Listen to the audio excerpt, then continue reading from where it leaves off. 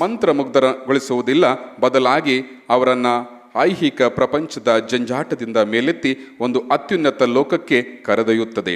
ಆ ಕಂಠಸಿರಿಯಲ್ಲಿ ಹೊರಹೊಮ್ಮುವ ಭಜನೆಗಳು ಭಕ್ತಿಯ ಮಂದಾಕಿನಿಯಾದರೆ, ವೇದಗಳ ಉದ್ಘೋಷವು ಬ್ರಹ್ಮಾಂಡದ ಲಯಕ್ಕೆ ಮಿಡಿಯುವ ಓಂಕಾರದಂತಿದೆ.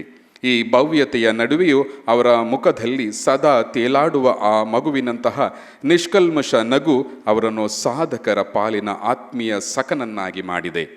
ಸ್ವಾಮೀಜಿಯವರ ದೃಷ್ಟಿಯಲ್ಲಿ ಸಾಧಕನೆಂದರೆ ಕೇವಲ ಧ್ಯಾನ ಮಾಡುವವನಲ್ಲ, ಅವನು ಲೋಕದ ಕೆಲಸದಲ್ಲಿಯೂ ಪರಿಣಿತರಾಗಿರಬೇಕು. ಪೂಜ್ಯ ಸ್ವಾಮೀಜಿಯವರು ಇದಕ್ಕೆ ಜೀವಂತ ಉದಾಹರಣೆ. ಅವರು ಅಧ್ಯಾತ್ಮದ ಉತ್ತುಂಗದಲ್ಲಿದ್ದರೂ ಲೌಕಿಕ ಜಗತ್ತಿನ ತಂತ್ರಜ್ಞಾನವನ್ನು ಗುರುಮುಖೇನ ಕಲಿಯದೆ ಸ್ವಪ್ರಯತ್ನದಿಂದ ಸಿದ್ಧಿಸಿಕೊಂಡವರು. ಚಿನ್ಮಯ ಸಂಸ್ಥೆಯ ಪ್ರತಿಯೊಂದು ಮುದ್ರಣ ಕಾರ್ಯದ ಹಿಂದೆ ಇವರ ಕೈಚಳಕವಿದೆ. ಗಣಕಯಂತ್ರದ ಸಂಕೀರ್ಣತೆ ಇರಲಿ ಅಥವಾ ಧ್ವನಿ ತಂತ್ರಜ್ಞಾನದ ಗೂಢಾರ್ಥಗಳಿರಲಿ, ಇವರು ಆ ಕ್ಷೇತ್ರದಲ್ಲಿ ತೋರುವ ಪರಿಣಿತಿಯನ್ನು ಕಂಡು ವೃತ್ತಿಪರ ತಂತ್ರಜ್ಞರೇ ದಂಗಾಗುತ್ತಾರೆ. ನಾನು ಕೇವಲ ಸನ್ಯಾಸಿ, ನನಗೆ ಲೋಕದ ವ್ಯವಹಾರ ತಿಳಿಯದು ಎಂದು ಅವರು ಎಂದೂ ನುಣುಚಿಕೊಳ್ಳಲಿಲ್ಲ. ಬದಲಾಗಿ ತಂತ್ರಜ್ಞಾನವನ್ನು ಜ್ಞಾನದ ಒಂದು ಭಾಗವಾಗಿಸಿ ಅದನ್ನು ಧರ್ಮ ಪ್ರಸಾರಕ್ಕೆ ಬಳಸಿಕೊಂಡರು. ತಾವು ಕಲಿತದ್ದನ್ನು ಇತರರಿಗೆ ಹಂಚುವ ಅವರ ತೀವ್ರತೆ ಇಂದಿನ ಯುವ ಪೀಳಿಗೆಗೆ ಬಹುದೊಡ್ಡ ಪಾಠ. ಪ್ರತಿ ಕ್ಷಣವೂ ಹೊಸದನ್ನು ಕಲಿಯುವ ಅವರ ಈ ವಿದ್ಯಾರ್ಥಿ ಮನೋಭಾವ ಅವರ ವ್ಯಕ್ತಿತ್ವಕ್ಕೆ ವಿಶಿಷ್ಟ ಮೆರುಗು ನೀಡಿದೆ. ಸೇವೆ ಎನ್ನುವುದು ಪ್ರದರ್ಶನದ ವಸ್ತುವಲ್ಲ ಎಂಬುದು ಸ್ವಾಮೀಜಿಯವರ ಸಿದ್ಧಾಂತ. ಅವರು ಕೈಗೊಳ್ಳುವ ಸಾಧನಾ ಶಿಬಿರಗಳು ದೇಶದಾದ್ಯಂತ ಎಷ್ಟು ಜನಪ್ರಿಯವಾಗಿವೆ ಎಂದರೆ, ನೋಂದಣಿ ಆರಂಭವಾಗುವ ಕೆಲವೇ ದಿನಗಳಲ್ಲಿ ಶಿಬಿರ ಭರ್ತಿಯಾಗುತ್ತದೆ. ಆದರೂ ಈ ಯಶಸ್ಸಿನ ಕಿಂಚಿತ್ತು ಗರ್ವ ಅವರ ಸುಳಿಯುವುದಿಲ್ಲ. ಬಾಲವಿಹಾರದ ಮಕ್ಕಳೊಂದಿಗೆ ಮಗುವಾಗಿ, ಯುವಕರೊಂದಿಗೆ ಮಾರ್ಗದರ್ಶಿಯಾಗಿ, ಸತ್ಸಂಗಗಳಲ್ಲಿ ಜ್ಞಾನವೃದ್ಧರಾಗಿ ಅವರು ಬೆರೆಯುವ ರೀತಿ ಅದ್ಭುತ. ಯಾರೇ ತಮ್ಮ ಸಂಕಷ್ಟಗಳನ್ನು ಹೊತ್ತು ಬಂದರೂ ಪ್ರಶಾಂತ ಚಿತ್ತದಿಂದ ಆಲಿಸಿ ಅದಕ್ಕೆ ಧರ್ಮಬದ್ಧವಾದ ಪರಿಹಾರ ನೀಡುವ ಅವರ ಹೃದಯವಂತಿಕೆ ಶ್ಲಾಘನೀಯ. ಅವರು ದಿನದ 24 ಗಂಟೆಯೂ ಕಾರ್ಯಾಸಕ್ತರಾಗಿರುತ್ತಾರೆ. ಚಿನ್ಮಯ ಸಂಸ್ಥೆಯ ಯಾವುದೇ ಯೋಜನೆ ಇರಲಿ, ಅದರ ಅಡಿಪಾಯದಿಂದ ಹಿಡಿದು ಕಲಶಪ್ರಾಯದವರೆಗೆ ಅವರ ಸಕ್ರಿಯ ಪಾಲ್ಗೊಳ್ಳುವಿಕೆ ಇರುತ್ತದೆ. ಆದರೆ ಕೆಲಸ ಮುಗಿದ ಮೇಲೆ ನಾನೇನು ಮಾಡಿಲ್ಲ, ಇದೆಲ್ಲ ಗುರುಗಳ ಇಚ್ಛೆ ಎಂದು ಬದಿಗೆ ಸರಿಯುವ ಇವರ ನಿರಹಂಕಾರ ಅವರ ಅಧ್ಯಾತ್ಮದ ಶಿಖರದ ಉತ್ತುಂಗದಲ್ಲಿ ನಿಲ್ಲಿಸಿದೆ. ಗುರುವಿಗೆ ತನ್ನನ್ನು ತಾನು ಸಂಪೂರ್ಣವಾಗಿ ಸಮರ್ಪಿಸಿಕೊಂಡ ವ್ಯಕ್ತಿ ಹೇಗೆ ದಿಗಂತದ ಎತ್ತರಕ್ಕೆ ಬೆಳೆದು ಆಗಸವನ್ನು ಮುಟ್ಟಬಲ್ಲ ಎಂಬುದಕ್ಕೆ ಪೂಜ್ಯ ಸ್ವಾಮಿ ಕೃತಾತ್ಮನಂದರು ಒಂದು ಪ್ರಜ್ವಲ ಉದಾಹರಣೆ. ಅವರ ಬದುಕು ಕೇವಲ ಉಪದೇಶಗಳ ಕಟ್ಟುನಿಟ್ಟಿನ ಹಾದಿಯಲ್ಲ, ಅದು ಪ್ರೇಮ, ಸೇವೆ ಮತ್ತು ಜ್ಞಾನದ ತ್ರಿವೇಣಿ ಸಂಗಮ. ಹುಬ್ಬಳ್ಳಿ ಎಂಬ ಕರ್ಮಭೂಮಿಯಿಂದ ಕರ್ನಾಟಕದಾದ್ಯಂತ ಜ್ಞಾನದ ಪ್ರಕಾಶವನ್ನು ಬೀರುತ್ತಿರುವ ಈ ತೇಜಸ್ವಿ ಸನ್ಯಾಸಿ ಸಾವಿರಾರು ಸಾಧಕರ ಪಾಲಿನ ಜ್ಞಾನದೀಪ.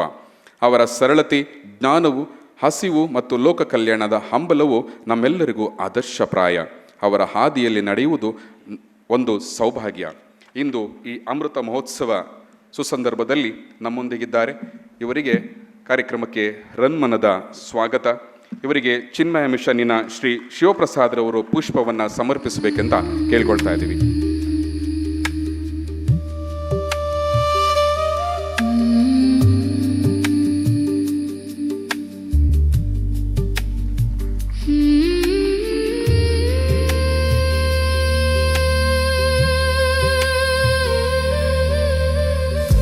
ಮಂಡ್ಯ ಚಿನ್ಮಯ ಮಿಷನ್ನ ಅಧ್ಯಕ್ಷರಾದ ಶ್ರೀಮತಿ ಮೀರಾ ಶಿವಲಿಂಗರವರ ಪರಿಚಯ.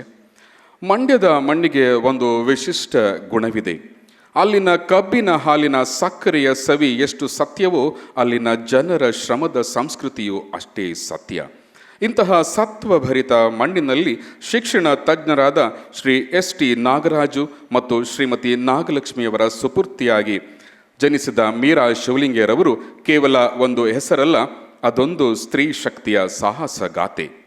ಇಂಗ್ಲಿಷ್ ಸಾಹಿತ್ಯದ ಸುಗಂಧವನ್ನು ಆಗ್ರಣಿಸಿ ಸ್ನಾತಕೋತ್ತರ ಪದವಿ ಪಡೆದ ಶ್ರೀಮತಿ ಮೀರಾ ಅವರು ವಿವಾಹದ ನಂತರ ಪತಿ ಡಾಕ್ಟರ್ ಬಿ ಶಿವಲಿಂಗರವರೊಡನೆ ಕೆನಡಾಕ್ಕೆ ಪಯಣ ಬೆಳೆಸಿದರು. ಅಲ್ಲಿನ ಹ್ಯಾಮಿಲ್ಟನ್ ಮೊಹಾಕ್ ಕಾಲೇಜಿನಲ್ಲಿ ಮೈಕ್ರೋ ಕಂಪ್ಯೂಟರ್ ಅಧ್ಯಯನ ಮಾಡಿ ಜ್ಞಾನದ ಹೊಸ ದಿಗಂತವನ್ನು ಕಂಡರು. ಆದರೆ ವಿದೇಶದ ಸುಖ ಸೌಲಭ್ಯಗಳು ಅವರ ತಾಯ್ನಾಡಿನ ಪ್ರೇಮವನ್ನು ಅಳಿಸಲಿಲ್ಲ. ನನ್ನೂರಿಗೆ ಜನರಿಗೆ ಆಧುನಿಕತೆಯ ಅರಿವು ಮೂಡಿಸಬೇಕು ಎಂಬ ಸಂಕಲ್ಪದೊಂದಿಗೆ 2 ಗಣಕಯಂತ್ರಗಳನ್ನು ಹೊತ್ತು ತಾಯ್ನಾಡಿಗೆ ಮರಳಿದ ಆ ಕ್ಷಣ ಮಂಡ್ಯದ ಇತಿಹಾಸದಲ್ಲಿ ಹೊಸ ಅಧ್ಯಾಯದೊಂದಿಗೆ ನಾಂದಿಯಾಯಿತು. 1986ರಲ್ಲಿ ಅವರು ಆರಂಭಿಸಿದ ಮಂಡ್ಯ ಕಂಪ್ಯೂಟರ್ ಸೆಂಟರ್ ಕೇವಲ ಒಂದು ಸಂಸ್ಥೆಯಲ್ಲ, ಅದೊಂದು ತಾಂತ್ರಿಕ ಕ್ರಾಂತಿಯ ಮೊದಲ ಹೆಜ್ಜೆ. ವಿದ್ಯೆ ಸರ್ವಸ್ವ ಎಂದು ನಂಬಿದ ಇವರು 1998ರಲ್ಲಿ SB ಎಜುಕೇಷನ್ ಟ್ರಸ್ಟ್ ಸ್ಥಾಪಿಸಿದರು. ಗ್ರಾಮೀಣ ಭಾಗದ ಬಡ ವಿದ್ಯಾರ್ಥಿಗಳಿಗೆ ಗುಣಮಟ್ಟದ ಶಿಕ್ಷಣ ಸಿಗಬೇಕೆಂದು ಹಂಬಲದ ಫಲವಾಗಿ ಇಂದು 3,000ಕ್ಕೂ ಹೆಚ್ಚು ವಿದ್ಯಾರ್ಥಿಗಳು ಜ್ಞಾನದ ಅಮೃತವನ್ನು ಸವಿಯುತ್ತಿದ್ದಾರೆ. 300ಕ್ಕೂ ಹೆಚ್ಚು ಅಧ್ಯಾಪಕರಿಗೆ ನೆರಳಾಗಿರುವ ಈ ವಿದ್ಯಾಸಂಸ್ಥೆ ಶ್ರೀಮತಿ ಮೀರಾ ಶಿವಲಿಂಗಿ ಅವರ ಕರ್ತವ್ಯ ಶಕ್ತಿಗೆ ಹಿಡಿದ ಕನ್ನಡಿ. ರೋಟರಿಯ ಪ್ರಥಮ ಮಹಿಳಾ ಅಧ್ಯಕ್ಷೆಯಾಗಿ ಜಿಲ್ಲಾ ಆಸ್ಪತ್ರೆಗಳಿಗೆ ಆಂಬ್ಯುಲೆನ್ಸ್ ಕೊಡಿಸುವುದರ ಹಿಡಿದು ರೆಡ್ ಕ್ರಾಸ್ ಸಂಸ್ಥೆಯ ಸಾರಥ್ಯದವರೆಗೆ ಅವರ ಸೇವಾ ಹಸ್ತ ಚಾಚಿದೆ. ಭ್ರೂಣ ಹತ್ಯೆ ನಿಷೇಧ, ಅಂಗವಿಕಲರ ಪುನರ್ವಸತಿ, ಹೀಗೆ ಹಲವು ಸಮಿತಿಗಳಲ್ಲಿ ಅವರು ತೋರುತ್ತಿರುವ ಕಾಳಜಿ ಮನುಕುಲದ ಮೇಲಿನ ಅವರ ಪ್ರೇಮಕ್ಕೆ ಸಾಕ್ಷಿ. ಮಹಿಳಾ ಸಬಲೀಕರಣಕ್ಕಾಗಿ ಅವರು ಸ್ಥಾಪಿಸಿದ ಸಿರಿ ಸ್ವಸಹಾಯ ಸಂಘಗಳು ಮತ್ತು ಗ್ರಾಮೀಣಾಭಿವೃದ್ಧಿ ಸಂಸ್ಥೆಗಳು ಸಾವಿರಾರು ಹೆಣ್ಣು ಮಕ್ಕಳ ಬದುಕಿನಲ್ಲಿ ಹೊಸ ಭರವಸೆಯ ದೀಪವನ್ನು ಹಚ್ಚಿವೆ. ರಾಜರ್ಷಿ ನಾಲ್ವಡಿ ಕೃಷ್ಣರಾಜ ಒಡೆಯರ್ ಸ್ಥಾಪಿಸಿದ ಕನ್ನಡ ಸಾಹಿತ್ಯ ಪರಿಷತ್ತಿನ 100 ವರ್ಷಗಳ ಇತಿಹಾಸದಲ್ಲಿ ನೇರ ಚುನಾವಣೆಯ ಮೂಲಕ ಆಯ್ಕೆಯಾದ ಪ್ರಥಮ ಮಹಿಳಾ ಜಿಲ್ಲಾಧ್ಯಕ್ಷೆ ಎಂಬ ಹೆಗ್ಗಳಿಕೆ ಇವರದು. ಆಲದ ಮರ ಕೃತಿಯ ಮೂಲಕ ಲೇಖಕಿಯಾಗಿಯೂ ಗುರುತಿಸಿಕೊಂಡಿರುವ ಇವರು ಕುವೆಂಪು ಅವರ ವಿಶ್ವಮಾನವ ಸಂದೇಶವನ್ನು ಸಾರುವಲ್ಲಿ ನಿರತರಾಗಿದ್ದಾರೆ. ತಾಲೂಕು ಮಟ್ಟದಲ್ಲಿ ಮಹಿಳಾ ಘಟಕಗಳನ್ನು ಸ್ಥಾಪಿಸಿ ಕನ್ನಡದ ಕಂಪು ಎಲ್ಲೆಡೆ ಹರಡುವಂತೆ ಮಾಡುತ್ತಿದ್ದಾರೆ. ಪತಿ ಡಾಕ್ಟರ್ ಬಿ ಶಿವಲಿಂಗಯ್ಯನವರ ಯಶಸ್ಸಿನ ಹಿಂದೆ ಅಚಲ ಶಕ್ತಿಯಾಗಿ ನಿಂತ ಶ್ರೀಮತಿ ಮೀರಾ ಅವರು ತಮ್ಮ 3 ಪುತ್ರಿಯರನ್ನು ಉನ್ನತ ಶಿಕ್ಷಣದ ಮೂಲಕ ಸ್ವಾವಲಂಬಿಗಳನ್ನಾಗಿ ರೂಪಿಸಿದ್ದಾರೆ. ಅವರ ಈ ಸಾಧನೆಯನ್ನು ಗುರುತಿಸಿದ ಸರ್ಕಾರ ಕಿತ್ತೂರು ರಾಣಿ ಚೆನ್ನಮ್ಮ ಪ್ರಶಸ್ತಿ ನೀಡಿ ಗೌರವಿಸಿದೆ. ರಾಜ್ಯಪಾಲರಿಂದ ಹಿಡಿದು ರಾಷ್ಟ್ರ ಮಟ್ಟದವರೆಗೆ ಅನೇಕ ಪುರಸ್ಕಾರಗಳು ಇವರನ್ನು ಅರಸಿ ಬಂದಿವೆ. ಒಬ್ಬ ಹೆಣ್ಣು ಮನಸ್ಸು ಮಾಡಿದರೆ ಸಂಸಾರವನ್ನು ಮಾತ್ರವಲ್ಲ, ಇಡೀ ಸಮಾಜವನ್ನೇ ಜ್ಞಾನದ ಹಾದಿಯಲ್ಲಿ ನಡೆಸಬಲ್ಲಳು ಎಂಬುದಕ್ಕೆ ಶ್ರೀಮತಿ ಮೀರಾ ಶಿವಲಿಂಗನವರು ಒಂದು ಶ್ರೇಷ್ಠ ನಿದರ್ಶನ. ಇಂದಿನ ಚಿನ್ಮಯ ಅಮೃತ ಮಹೋತ್ಸವ ಕಾರ್ಯಕ್ರಮದಲ್ಲಿ ಉಪಸ್ಥಿತರಿದ್ದಾರೆ. ಇವರಿಗೆ ಕಾರ್ಯಕ್ರಮಕ್ಕೆ ಹೃನ್ಮನದ ಸ್ವಾಗತ. ಇವರಿಗೆ ಚಿನ್ಮಯ ಮಿಷನ್ನಿನ ಶ್ರೀಮತಿ ಉಷಾ ಚೈತನ್ಯಕುಮಾರ್ ಅವರು ಪುಷ್ಪವನ್ನು ಸಮರ್ಪಿಸಬೇಕೆಂದು ವಿನಂತಿ. ಇಂದಿನ ಚಿನ್ಮಯ ಅಮೃತ ಮಹೋತ್ಸವ ಕಾರ್ಯಕ್ರಮಕ್ಕೆ ಆಗಮಿಸಿರುವ ಎಲ್ಲ ಸದ್ಭಕ್ತರಿಗೆ, ಚಿನ್ಮಯ ಮಿಷನ್ನ ಸದಸ್ಯರಿಗೆ, ಚಿನ್ಮಯ ವಿದ್ಯಾಲಯದ ಚಿನ್ಮಯ ಕುಟುಂಬದ ಎಲ್ಲರಿಗೂ ಕಾರ್ಯಕ್ರಮಕ್ಕೆ ಹೃನ್ಮನದ ಸ್ವಾಗತ ಮತ್ತು ಪತ್ರಿಕಾ ಮಾಧ್ಯಮದವರಿಗೂ ಕಾರ್ಯಕ್ರಮಕ್ಕೆ ಹೃನ್ಮನದ ಸ್ವಾಗತ. ಶ್ರೀಮತಿ ಮೀರಾ ಶಿವಲಿಂಗರವರಿಂದ ಪ್ರಾಸ್ತಾವಿಕ ನುಡಿಗಳು. ಜಗದ್ಗುರು ಶ್ರೀ ಶ್ರೀ ಶ್ರೀ ಬಾಲಗಂಗಾಧರನಾಥ ಸ್ವಾಮೀಜಿಯವರನ್ನು ಸ್ಮರಿಸುತ್ತಾ, ಜಗದ್ಗುರು ಶ್ರೀ ಶ್ರೀ ಶ್ರೀ ನಿರ್ಮಲಾನಂದನಾಥ ಮಹಾಸ್ವಾಮೀಜಿಯವರ ಪಾದಾರವಿಂದಗಳಲ್ಲಿ ನಮಿಸುತ್ತಾ, ಚಿನ್ಮಯ ಮಿಷನ್ ಹುಬ್ಬಳ್ಳಿಯ ಆಚಾರ್ಯರಾದ ಶ್ರೀ ಕೃತಾತ್ಮಾನಂದಜಿರವರೇ ಹಾಗೂ ಕೊಯಮತ್ತೂರಿನ ಆಚಾರ್ಯರಾದ ಚಿನ್ಮಯ ಮಿಷನ್ನ ಆಚಾರ್ಯರಾದ ಅನುಕೂಲಾನಂದನಾಥ ಸ್ವಾಮೀಜಿಯವರೇ ಹಾಗೂ ಮಂಡ್ಯದ ಚಿನ್ಮಯ ಮಿಷನ್ನ ಆಚಾರ್ಯರಾದ ಶ್ರೀ ಆದಿತ್ಯಾನಂದಜಿರವರೇ ಹಾಗೂ ಇಲ್ಲಿ ನೆರೆದಿರ್ತಕ್ಕಂಥ ಎಲ್ಲ ಗಣ್ಯರೇ, ಶ್ರೀ ಚಿನ್ಮಯಾನಂದರು ಹಿಂದೂ ಧರ್ಮವನ್ನು ಸೈದ್ಧಾಂತಿಕವಾಗಿ ರಕ್ಷಿಸಿದವರು. ಭೌಗೋಳಿಕವಾಗಿ ಆಧ್ಯಾತ್ಮಿಕ ಸಾಮರಸ್ಯಕ್ಕೆ ಅಡಿಗಲ್ಲು ಹಾಕಿದ್ದಾರೆ. ಸ್ವಾಮಿ ಸ್ವರೂಪಾನಂದಜಿರವರು ಹೇಳುವ ಹಾಗೆ, ಕೃಷ್ಣ ಹ್ಯಾಸ್ ಟಾರ್ಡ್ Swami Chinmayananda has taught crores of people ಅಂತ ಹೇಳಿದ್ದಾರೆ. ಸ್ವಾಮೀಜಿ ಚಿನ್ಮಯಾನಂದರು ಬಾಲಕೃಷ್ಣ ಮೆನನ್ನಾಗಿದ್ದಾಗ ಶಿವಾನಂದ ಸರಸ್ವತಿಯವರ ಆಶ್ರಮ ಅದು ಹೇಗೆ ಇಷ್ಟೊಂದು ಜನರನ್ನು ಅದು ತನ್ನತ್ತ ಸೆಳೀತಾ ಇದೆ, ಇಲ್ಲಿ ಒಳಗೇನೋ ನಮಗೆ ಕಾಣದ ರಹಸ್ಯ ಇರ್ಬೋದು, ಇದನ್ನು ತಿಳ್ಕೊಳ್ಬೇಕು, ಇದನ್ನು ರಿಪೋರ್ಟ್ ಮಾಡಬೇಕು ಅಂತ ಹೇಳಿ ಅವರು ಆಶ್ರಮಕ್ಕೆ ಹೋದರು. ಆದರೆ ತಾವೇ ಸನ್ಯಾಸಿಯಾಗಿ ಸ್ವಾಮೀಜಿಯಾಗಿ ಹೊರಗೆ ಬರುತ್ತಾರೆ. ರಾಮಕೃಷ್ಣ ಪರಮಹಂಸರು ಹೇಳಿರುವಂತೆ, ಈ ಪ್ರಸಂಗ ಉಪ್ಪಿನ ಗೊಂಬೆಯೊಂದು ಸಮುದ್ರದ ಆಳವನ್ನು ನೋಡಲು ಹೋಗಿ ಅಲ್ಲೇ ಕರಗಿ ಹೋದಂತೆ ಆಯಿತು ಎನಿಸುತ್ತೆ.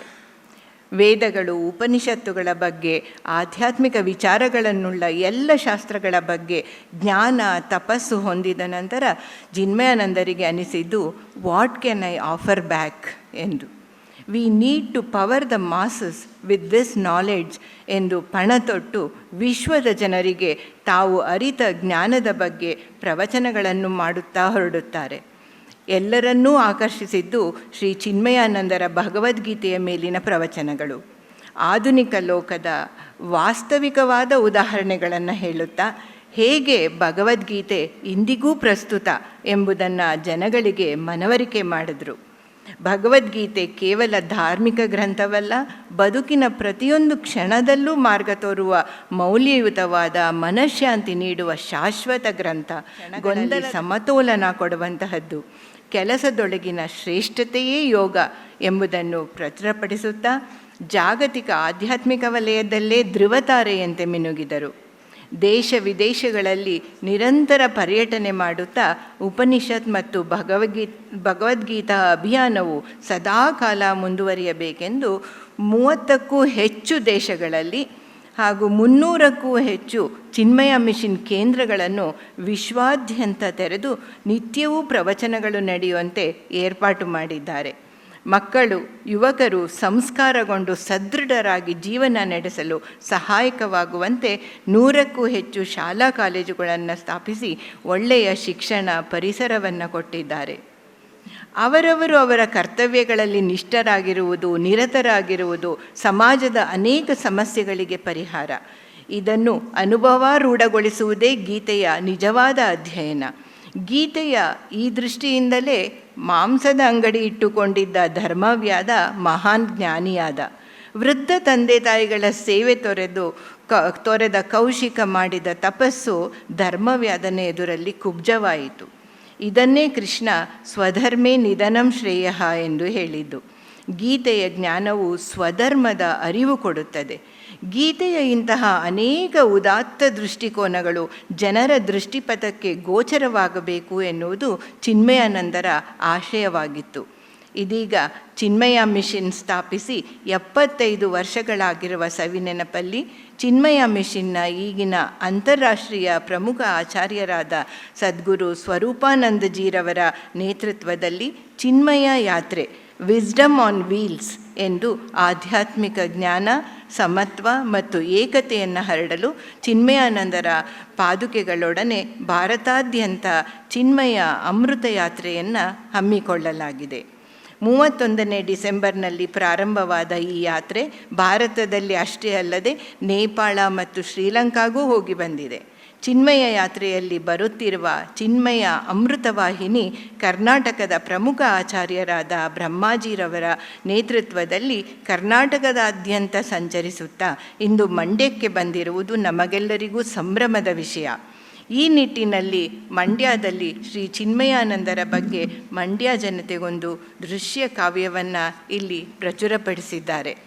ಈ ಸಮಾರಂಭದಲ್ಲಿ ಜಗದ್ಗುರು ಶ್ರೀ ಶ್ರೀ ಶ್ರೀ ನಿರ್ಮಲಾನಂದನಾಥ ಸ್ವಾಮೀಜಿರವರನ್ನು ನಾವು ಆಹ್ವಾನಿಸಿದಾಗ ಅವರು ಉತ್ಸಾಹ ಆಸಕ್ತಿಯಿಂದ ನಮಗೆ ಆಶೀರ್ವಾದ ಮಾಡಲು ಇಲ್ಲಿಗೆ ಆಗಮಿಸಿದ್ದಾರೆ. ಮಂಡ್ಯದ ಚಿನ್ಮಯ ಮಿಷನ್ ರಾಮ ಮಂದಿರವನ್ನು ದಿನಾಂಕ 27/4/1997ರಲ್ಲಿ ಜಗದ್ಗುರು ಶ್ರೀ ಶ್ರೀ ಶ್ರೀ ಬಾಲಗಂಗಾಧರನಾಥ ಸ್ವಾಮೀಜಿಯವರು ಆಗಮಿಸಿ ಉದ್ಘಾಟಿಸಿ ಆಶೀರ್ವಚನ ಮಾಡಿದ್ದುದು ನಮ್ಮ ಸೌಭಾಗ್ಯವೇ ಸರಿ.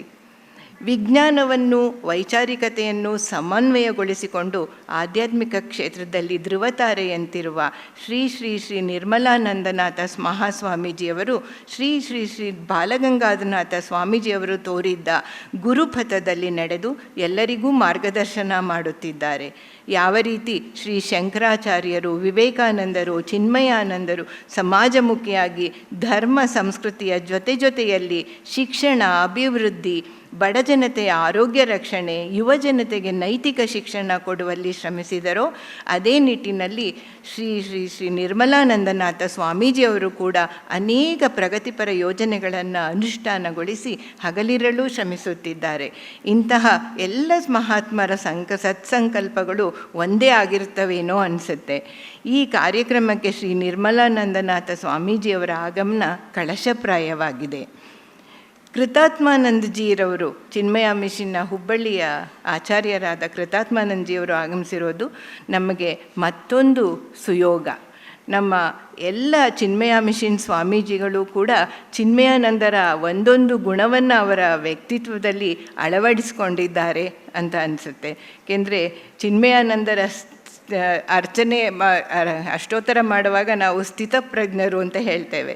ಆ ಸ್ಥಿತಪ್ರಜ್ಞತೆ ನಮ್ಮ ಕೃತಾತ್ಮಾನಂದರಲ್ಲಿ ಎದ್ದು ಕಾಣಿಸುವಂತಹ ಗುಣ. ಕೃತಾತ್ಮಾನಂದಜಿರವರ ಅನೇಕ ಉಪನ್ಯಾಸಗಳನ್ನು ಕೇಳಿದ್ದೇವೆ. ಜ್ಞಾನ ಸಂಪಾದನೆಯ ಜೊತೆ ಹೃದಯ ವೈಶಾಲ್ಯತೆಯನ್ನು ಹೊಂದಿರುವವರು ಅವರು ಒಂದು ಪ್ರವಚನದಲ್ಲಿ ಅವರು ಹೇಳ್ತಾರೆ, ನಾನು ಇದ್ದೇನೆ ಎಂಬುದು ನನಗೆ ಗೊತ್ತು, ಆದ್ದರಿಂದ ನಾನು ಇದ್ದೇನೆಂದು ಹೇಳುವುದಕ್ಕೆ ಉಪನಿಷತ್ತುಗಳು ಪ್ರಮಾಣವಲ್ಲ, ನಾನು ಏನಾಗಿದ್ದೇನೆ ಎಂಬುದಕ್ಕೆ ಉಪನಿಷತ್ತುಗಳು ಪ್ರಮಾಣವಾಗಿರುತ್ತವೆ ಎಂದಿದ್ದಾರೆ. ಜ್ಞಾನದಿಂದ ಉಂಟಾಗಿರುವ ಅವರ ಪ್ರಶಾಂತತೆ, ಚಿತ್ತಶುದ್ಧಿ, ಸಹನೆ ಅದ್ವಿತೀಯವಾದದ್ದು. ಮಂಡ್ಯದ ಚಿನ್ಮಯ ಮಿಷನ್ನ ಆಚಾರ್ಯರಾದ ಶ್ರೀ ಆದಿತ್ಯಾನಂದ ಸ್ವಾಮೀಜಿಯವರು ಶ್ರೇಷ್ಠ ಜ್ಞಾನಿಗಳು. ಸುಮಾರು 12 ವರ್ಷಗಳಿಂದ ಮಂಡ್ಯದ ಜನತೆಗೆ ವೇದಾಂತದ ಅಕ್ಷರ ಭಾಗ್ಯ ಕೊಟ್ಟಿದ್ದಾರೆ. ಉಪನಿಷತ್, ಭಗವದ್ಗೀತೆ, ಭಜಗೋವಿಂದಂ, ರಾಮಾಯಣ, ಮಹಾಭಾರತ ಹೀಗೆ ನೂರಾರು ಆಧ್ಯಾತ್ಮಿಕ ಗ್ರಂಥಗಳ ಪ್ರವಚನಗಳನ್ನು ಮಾಡಿ ಜ್ಞಾನದ ಅಮೃತ ವಾಹಿನಿಯನ್ನೇ ಇಲ್ಲಿ ಹರಿಸಿದ್ದಾರೆ.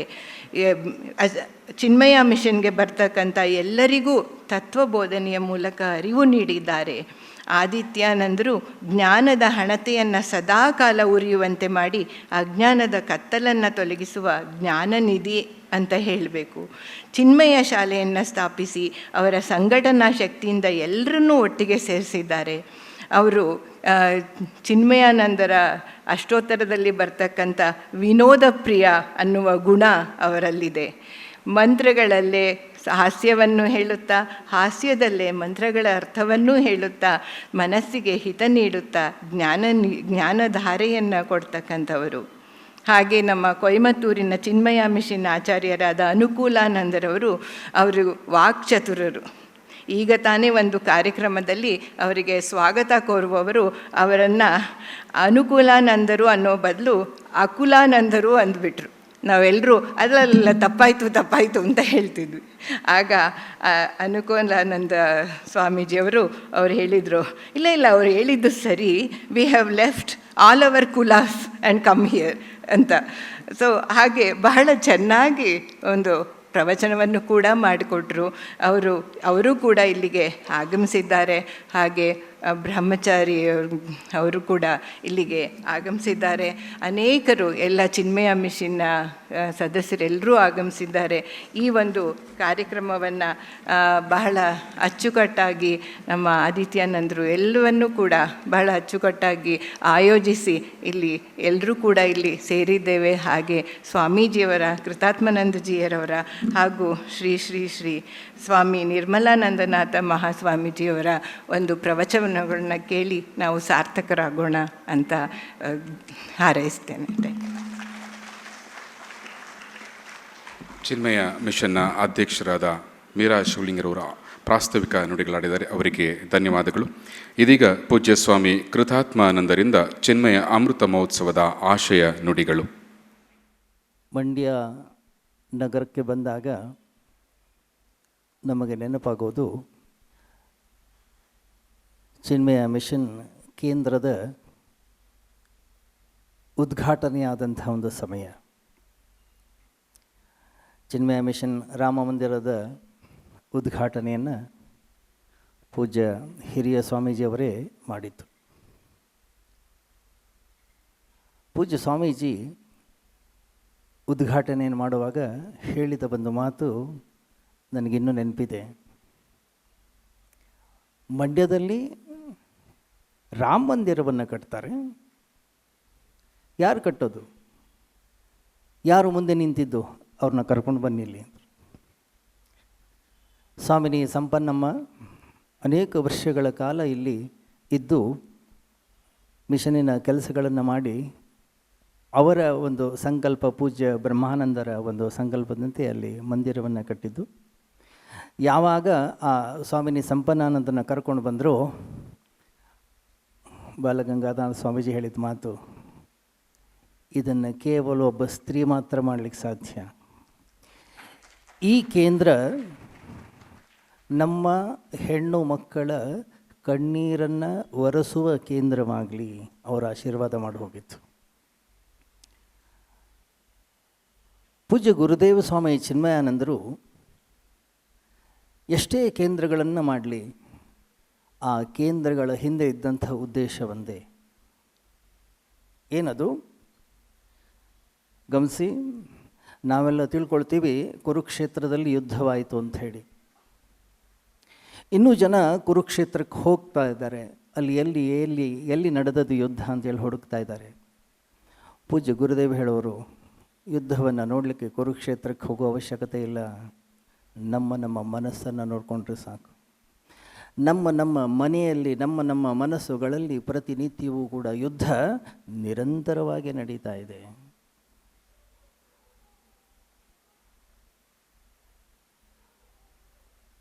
ದಾಸರೋ ನಾವೆಲ್ಲ ಶುನಕನಂದದಿ ಜಗದ ವಾಸನೆಗಳೆಳೆತಕ್ಕೆ ದಿಕ್ಕು ದಿಕ್ಕಿನಲಿ, ಪಾಶಗಳು ಹೊರಗೆ ಕೊಂಡಿಗಳು ನಮ್ಮೊಳಗಿಹವು ವಾಸನಾಕ್ಷಯ ಮೋಕ್ಷ.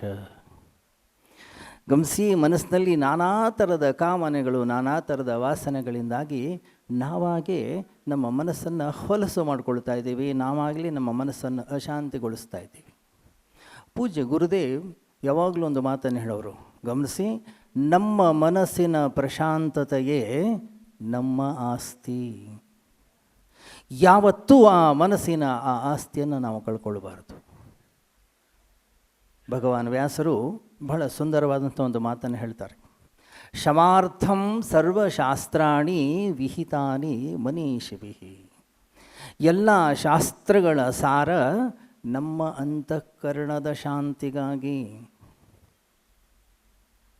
ಏನೇ ಸಾಧನೆಯನ್ನು ಮಾಡಲಿ, ಏನೇ ತಪಸ್ಸನ್ನು ಮಾಡಲಿ, ನಮ್ಮ ಮನಸ್ಸು ಅನ್ನೋಂಥದ್ದು ಶಾಂತವಾಗಬೇಕು.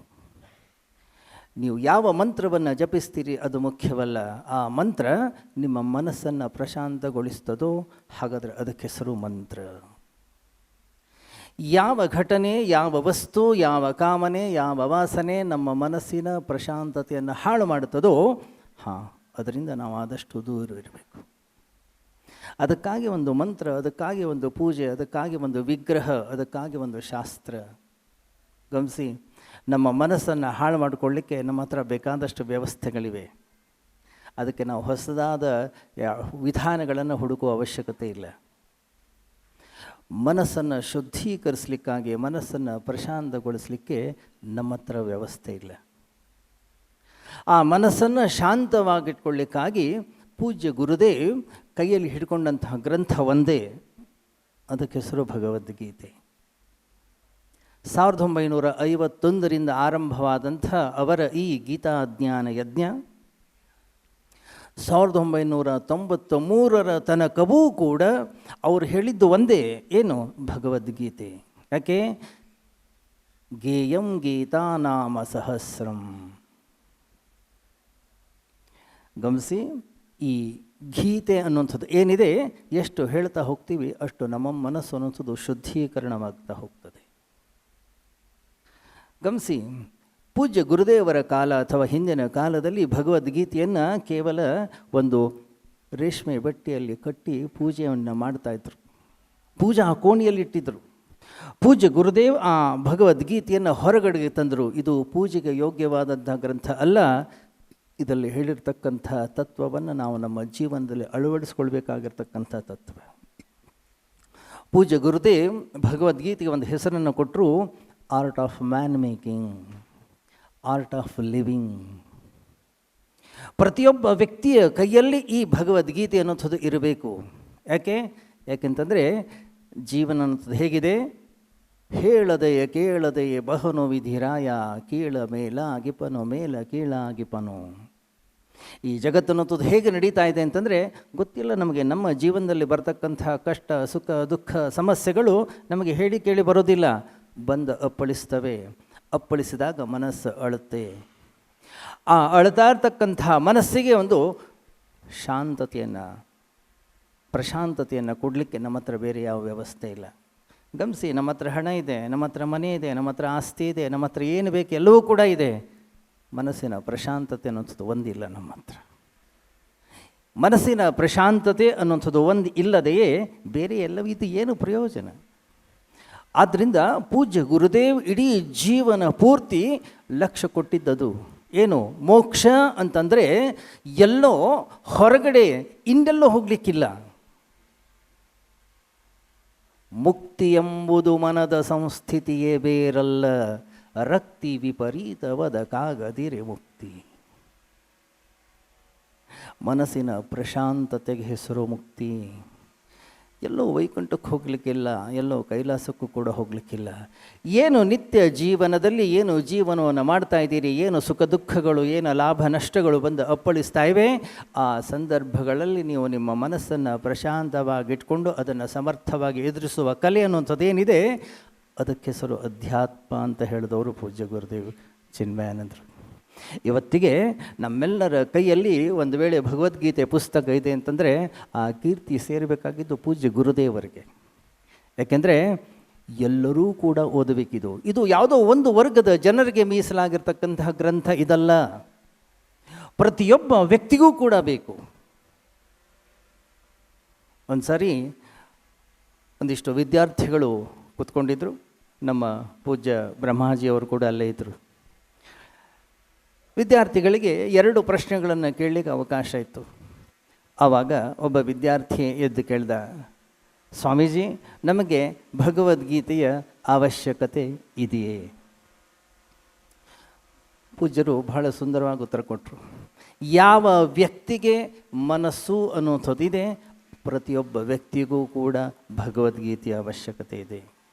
ಯಾಕೆಂದರೆ ಗಮನಿಸಿ, ನಮ್ಮ ಮನಸ್ಸನ್ನು ಹಾಳು ಮಾಡಲಿಕ್ಕೆ ಬೇಕಾದಷ್ಟು ವ್ಯವಸ್ಥೆ ಇದೆ.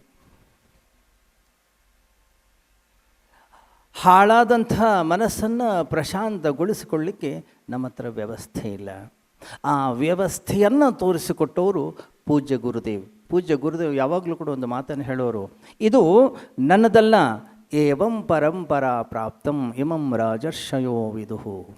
ಇದು ಪರಂಪರೆಯಲ್ಲಿ ಬಂದಿರತಕ್ಕಂಥದ್ದು. ನಾನೇನೋ ಹೊಸದಾಗಿ ಹೇಳ್ತಾ ಇದ್ದೀನಿ ಅಂತಕ್ಕಂಥ ಭಾವ ನಿಮಗೆ ಬೇಡ. ಇದು ಈಗಾಗಲೇ ಭಗವದ್ಗೀತೆಯಲ್ಲಿದೆ, ಅದನ್ನು ನಾನು ನಿಮಗೆ ತೋರಿಸ್ಕೊಡ್ತಾ ಇದ್ದೀನಿ. ಗಮನಿಸಿ, ಜೀವನದಲ್ಲಿ ನಮಗೆಲ್ಲರಿಗೂ ಕೂಡ ಗೊತ್ತಿದೆ, ಯಾವಾಗ ನಮಗೆ ಬಹಳ ಖುಷಿಯಾಗುತ್ತೆ, ಯಾವಾಗ ಬಹಳ ಆನಂದವಾಗಿರ್ತೀವಿ, ನಾವೇನು ಮಾಡ್ತೀವಿ, ಎಲ್ಲರನ್ನು ಕರಿತೀವಿ, ಬನ್ನಿ ಇಲ್ಲಿ, ಯಾಕೆ ಇವತ್ತು ನಂದು ಬರ್ತ್ಡೇ, ನಾವು ಪಾರ್ಟಿ ಮಾಡೋಣ, ಸೆಲೆಬ್ರೇಟ್ ಮಾಡೋಣ, ಸಂತೋಷವಾಗಿರೋಣ. ಯಾವತ್ತು ನಾನು ದುಃಖದಲ್ಲಿರ್ತೀನಿ, ಜಗತ್ತಿನಿಂದ ದೂರವಾಗ್ತೀನಿ, ಜನರಿಂದ ದೂರವಾಗ್ತೀನಿ, ಸಾಧ್ಯವಾದರೆ ಲೈಟನ್ನು ಆರಿಸ್ತೀನಿ, ಕತ್ತಲೆಯ ಕೋಣೆಯಲ್ಲಿ ಇರುವ ಪ್ರಯತ್ನವನ್ನು ನಾನು ಮಾಡ್ತೀನಿ. ಪೂಜ್ಯ ಗುರುದೇವ್ ಭಗವದ್ಗೀತೆಯಿಂದ ಏನು ಸುಖ ಸಂತೋಷ ಆನಂದವನ್ನು ಅನುಭವಿಸಿದರು, ಏನು ಪಡೆದರು, ಹಿಮಾಲಯದ ತಪ್ಪಲಿನಲ್ಲಿ ಕೂತ್ಕೊಳ್ಳಿಕ್ಕೆ ಅವರಿಗೆ ಮನಸ್ಸಾಗಲಿಲ್ಲ. ಹೊರಗೆ ಬಂದರು.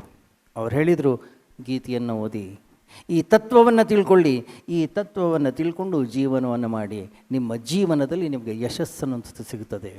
ಯಾವಾಗ ನಾವು ಭಗವದ್ಗೀತೆಯ ಈ ಜ್ಞಾನವನ್ನು ಇಟ್ಟುಕೊಂಡು ಅರಿತುಕೊಂಡು ನಾನು ಜೀವನವನ್ನು ಮಾಡಲಿಕ್ಕೆ ಶುರು ಮಾಡ್ತೀನಿ, ನನ್ನ ಜೀವನ ಶುದ್ಧವಾಗುತ್ತೆ.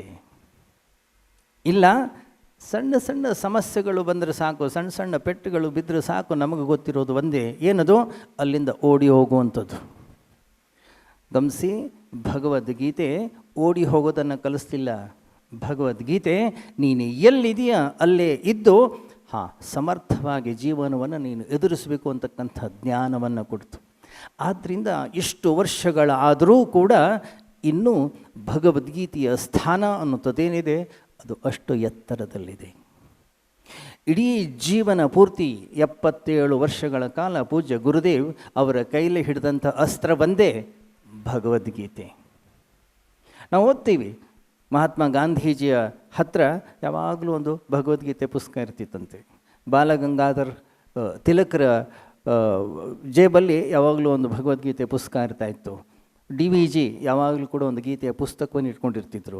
ಏನೇ ಜೀವನದಲ್ಲಿ ಅಶಾಂತಿ ಆಯಿತು, ಏನೋ ಜೀವನದಲ್ಲಿ ವ್ಯತ್ಯಾಸ ಆಯಿತು, ಏನೋ ಜೀವನದಲ್ಲಿ ಒಂದಿಷ್ಟು ಏರುಪೇರಾಯಿತು, ಗೀತೆಯ ಒಂದು ಹಾಳೆಯನ್ನು ತೆಗೆದು ಒಂದು ಶ್ಲೋಕ ಅದರ ಅರ್ಥವನ್ನು ಓದ್ತಿದ್ರು, ಮನಸ್ಸಿಗೆ ಸ್ಫೂರ್ತಿಯನ್ನು ತಂದುಕೊಳ್ತಿದ್ರು, ಮತ್ತೆ ಜೀವನವನ್ನು ಎದುರಿಸ್ಲಿಕ್ಕೆ ಹೊರಗೆ ಬರ್ತಾಯಿದ್ರು. ಪೂಜ್ಯ ಗುರುದೇವ್ ಗೀತೆಯನ್ನು ಹಿಡ್ಕೊಂಡಿದ್ದು ಇದಕ್ಕೋಸ್ಕರ. ಯಾಕಂದರೆ ಅನಾದಿ ಕಾಲದಿಂದಲೂ ಕೂಡ ಅಧ್ಯಾತ್ಮ ಅಂತಂದರೆ ಹೊರಗಡೆಯೇ ಈ ಜಗತ್ತನ್ನು ಬಿಟ್ಟು ಓಡಿ ಹೋಗುವಂಥದ್ದಾಗಿತ್ತು. ಆದರೆ ಪೂಜ್ಯ ಗುರುದೇವ್ ಅಧ್ಯಾತ್ಮಕ್ಕೆ ಒಂದು ಹೊಸ ಅರ್ಥವನ್ನು ಕೊಟ್ಟರು.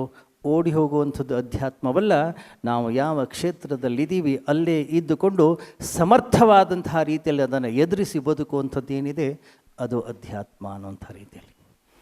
ಆ ರೀತಿಯಲ್ಲಿ ಬೋಧನೆ ಮಾಡಿದಂತಹ ಪೂಜ್ಯ ಗುರುದೇವ್ ಸ್ವಾಮಿ ಚಿನ್ಮಯಾನಂದರು ಆರಂಭ ಮಾಡಿದ ಈ ಸಂಸ್ಥೆಗೆ ಇವತ್ತಿಗೆ 75 ವರ್ಷಗಳ ಒಂದು ದೊಡ್ಡ ಸಂಭ್ರಮ.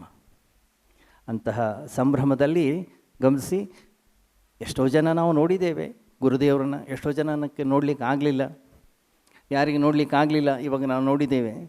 ಎಂಥ ಒಂದು ಆರ್ಟಿಫಿಷಿಯಲ್ ಇಂಟೆಲಿಜೆನ್ಸ್ ಮೂಲಕ ಏನೇನು ಮಾಡಲಿಕ್ಕೆ ಸಾಧ್ಯ ಇದೆ ಅನ್ನೋ ಹೇಳಿ. ಯಾಕಂದರೆ ಜೀವನದಲ್ಲಿ ಯಾವತ್ತೂ ಕನ್ನಡ ಮಾತಾಡಿದವರಲ್ಲ ಪೂಜ್ಯ ಗುರುದೇವ್, ಅಂಥವರು ಕನ್ನಡದಲ್ಲಿ ಪ್ರವಚನ ಮಾಡಿಸಿದ್ದಾರೆ ಇವತ್ತು. ಇರಲಿ, ಆ ಮಾತುಗಳು ನಾವು ಕೇಳಿದ್ದೇವೆ. ಆ ಮಾತುಗಳನ್ನು ಮತ್ತೆ ಮತ್ತೆ ಕೇಳುವಾಗ ನಮ್ಮ ಮನಸ್ಸನ್ನೋದು ಶುದ್ಧವಾಗ್ತಾ ಹೋಗ್ತದೆ. ಆದ್ದರಿಂದ ಪೂಜ್ಯ ಗುರುದೇವರಿಗೆ ಸಲ್ಲಿಸುವಂಥ ಒಂದು ಗುರು ಕಾಣಿಕೆ ಏನಪ್ಪ? ಹಾಂ, ಸ್ವಾಮೀಜಿ ನೀವೇನು ಮಾರ್ಗವನ್ನು ಹಾಕ್ಕೊಟ್ಟಿದ್ದೀರಿ ಆ ಮಾರ್ಗದಲ್ಲಿ ನಾನು ನಡೀತೇನೆ.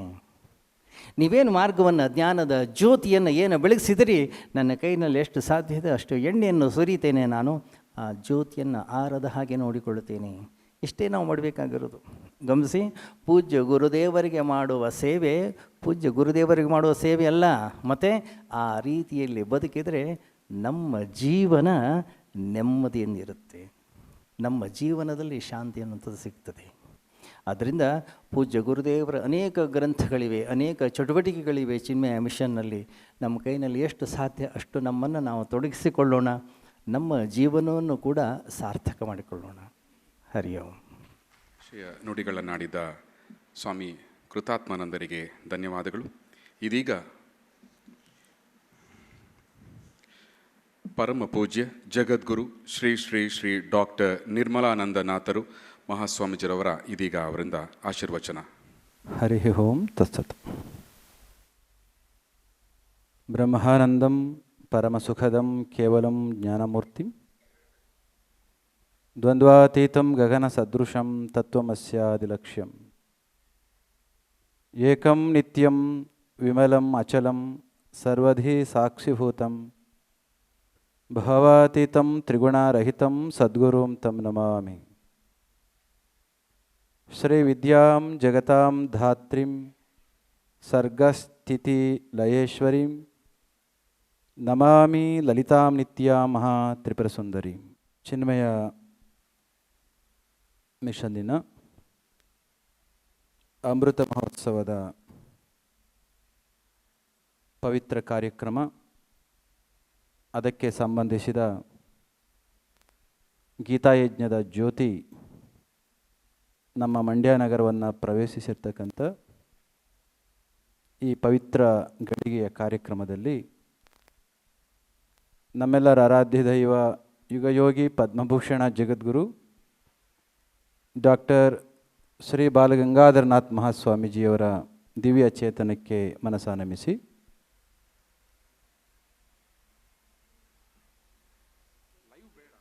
ಇಂದಿನ ಈ ಪವಿತ್ರ ಕಾರ್ಯಕ್ರಮದಲ್ಲಿ ಗೀತಾಚಾರ್ಯನಂತೆಯೇ ಗೀತೆಯ ಜ್ಯೋತಿಯನ್ನು ನಮ್ಮ ನಾಡಿನಲ್ಲಿ ಅಷ್ಟೇ ಅಲ್ಲ ಜಗದೆಲ್ಲೆಡೆ ಪಸರಿಸಲಿಕ್ಕೆ ಮೂಲ ಕಾರಣೀಕರ್ತರಾದಂಥ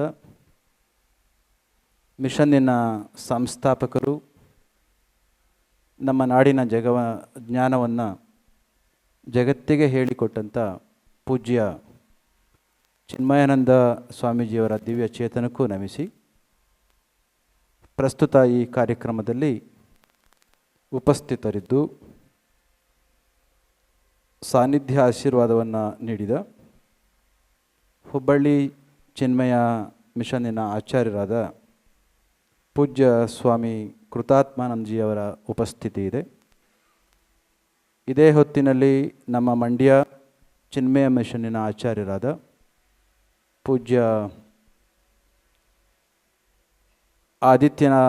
ಆದಿತ್ಯಾನಂದ ಸರಸ್ವತಿಯವರ ಉಪಸ್ಥಿತಿಯೂ ಇದೆ ಮತ್ತು ಸ್ವಾಮಿ ಅನುಕೂಲಾನಂದಜಿಯವರ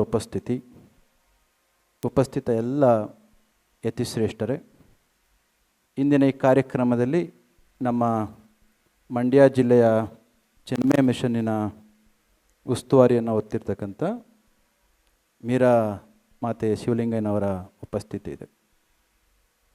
ಇದೇ ಗಳಿಗೆಯಲ್ಲಿ ಆಧ್ಯಾತ್ಮದ ಹಸಿವನ್ನು ಬೆಳೆಸ್ಕೊಂಡು ನಿತ್ಯದ ಬದುಕಿನಲ್ಲಿ ನಿಜದ ನೆಲೆಯ ಹರಸುವಿಕೆಯೆಡೆಗೆ ಹೊರಟಿರ್ತಕ್ಕಂಥ ಎಲ್ಲ ಆಧ್ಯಾತ್ಮಿಕ ಪಿಪಾಸುಗಳೇ, ಮಾಧ್ಯಮ ವೃಂದದವರೇ, ಇದೊಂದು ವಿಶೇಷವಾದ ಕಾರ್ಯಕ್ರಮ ಅಂತ ನಾನು ಭಾವಿಸ್ತೇನೆ.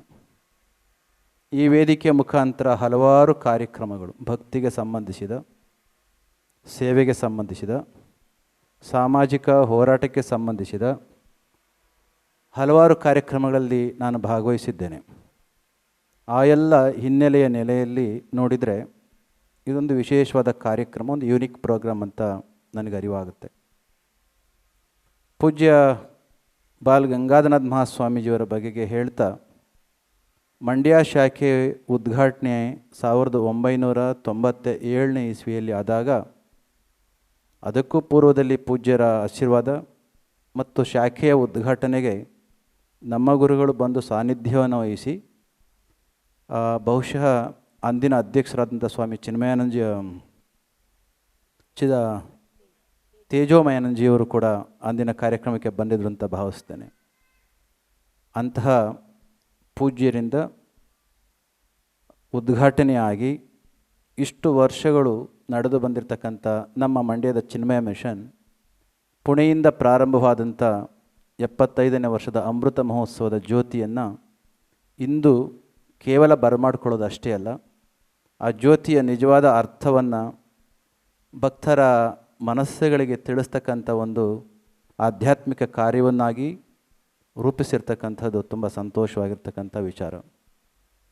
ಚಿನ್ಮಯ ಮಿಷನ್ನಿಗೂ ಮತ್ತು ಆದಿಚುಂಚನಗಿರಿ ಮಹಾಸಂಸ್ಥಾನ ಮಠಕ್ಕೂ ಸ್ವಲ್ಪ ಅವಿನಾಭಾವ ಸಂಬಂಧ ಅಲ್ಲಲ್ಲಿಯ ಆಧ್ಯಾತ್ಮಿಕ ನೆಲೆಯಲ್ಲಿ ಉಂಟು.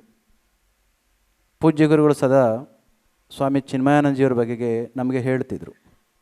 ನಮ್ಮ ಗುರುಗಳು ಭಕ್ತರ ಭೇಟಿಗೆ ವಿದೇಶಗಳಿಗೆ ಪಯಣ ಮಾಡಿದಾಗ ಅಲ್ಲಿ ಸ್ವಾಮಿ ಚಿನ್ಮಯಾನಂದರವರನ್ನು ಭೇಟಿ ಮಾಡಿದ ಹಲವಾರು ಘಟನೆಗಳನ್ನು ನಮ್ಮೊಂದಿಗೆ ಹಂಚಿಕೊಂಡಿದ್ದಾರೆ.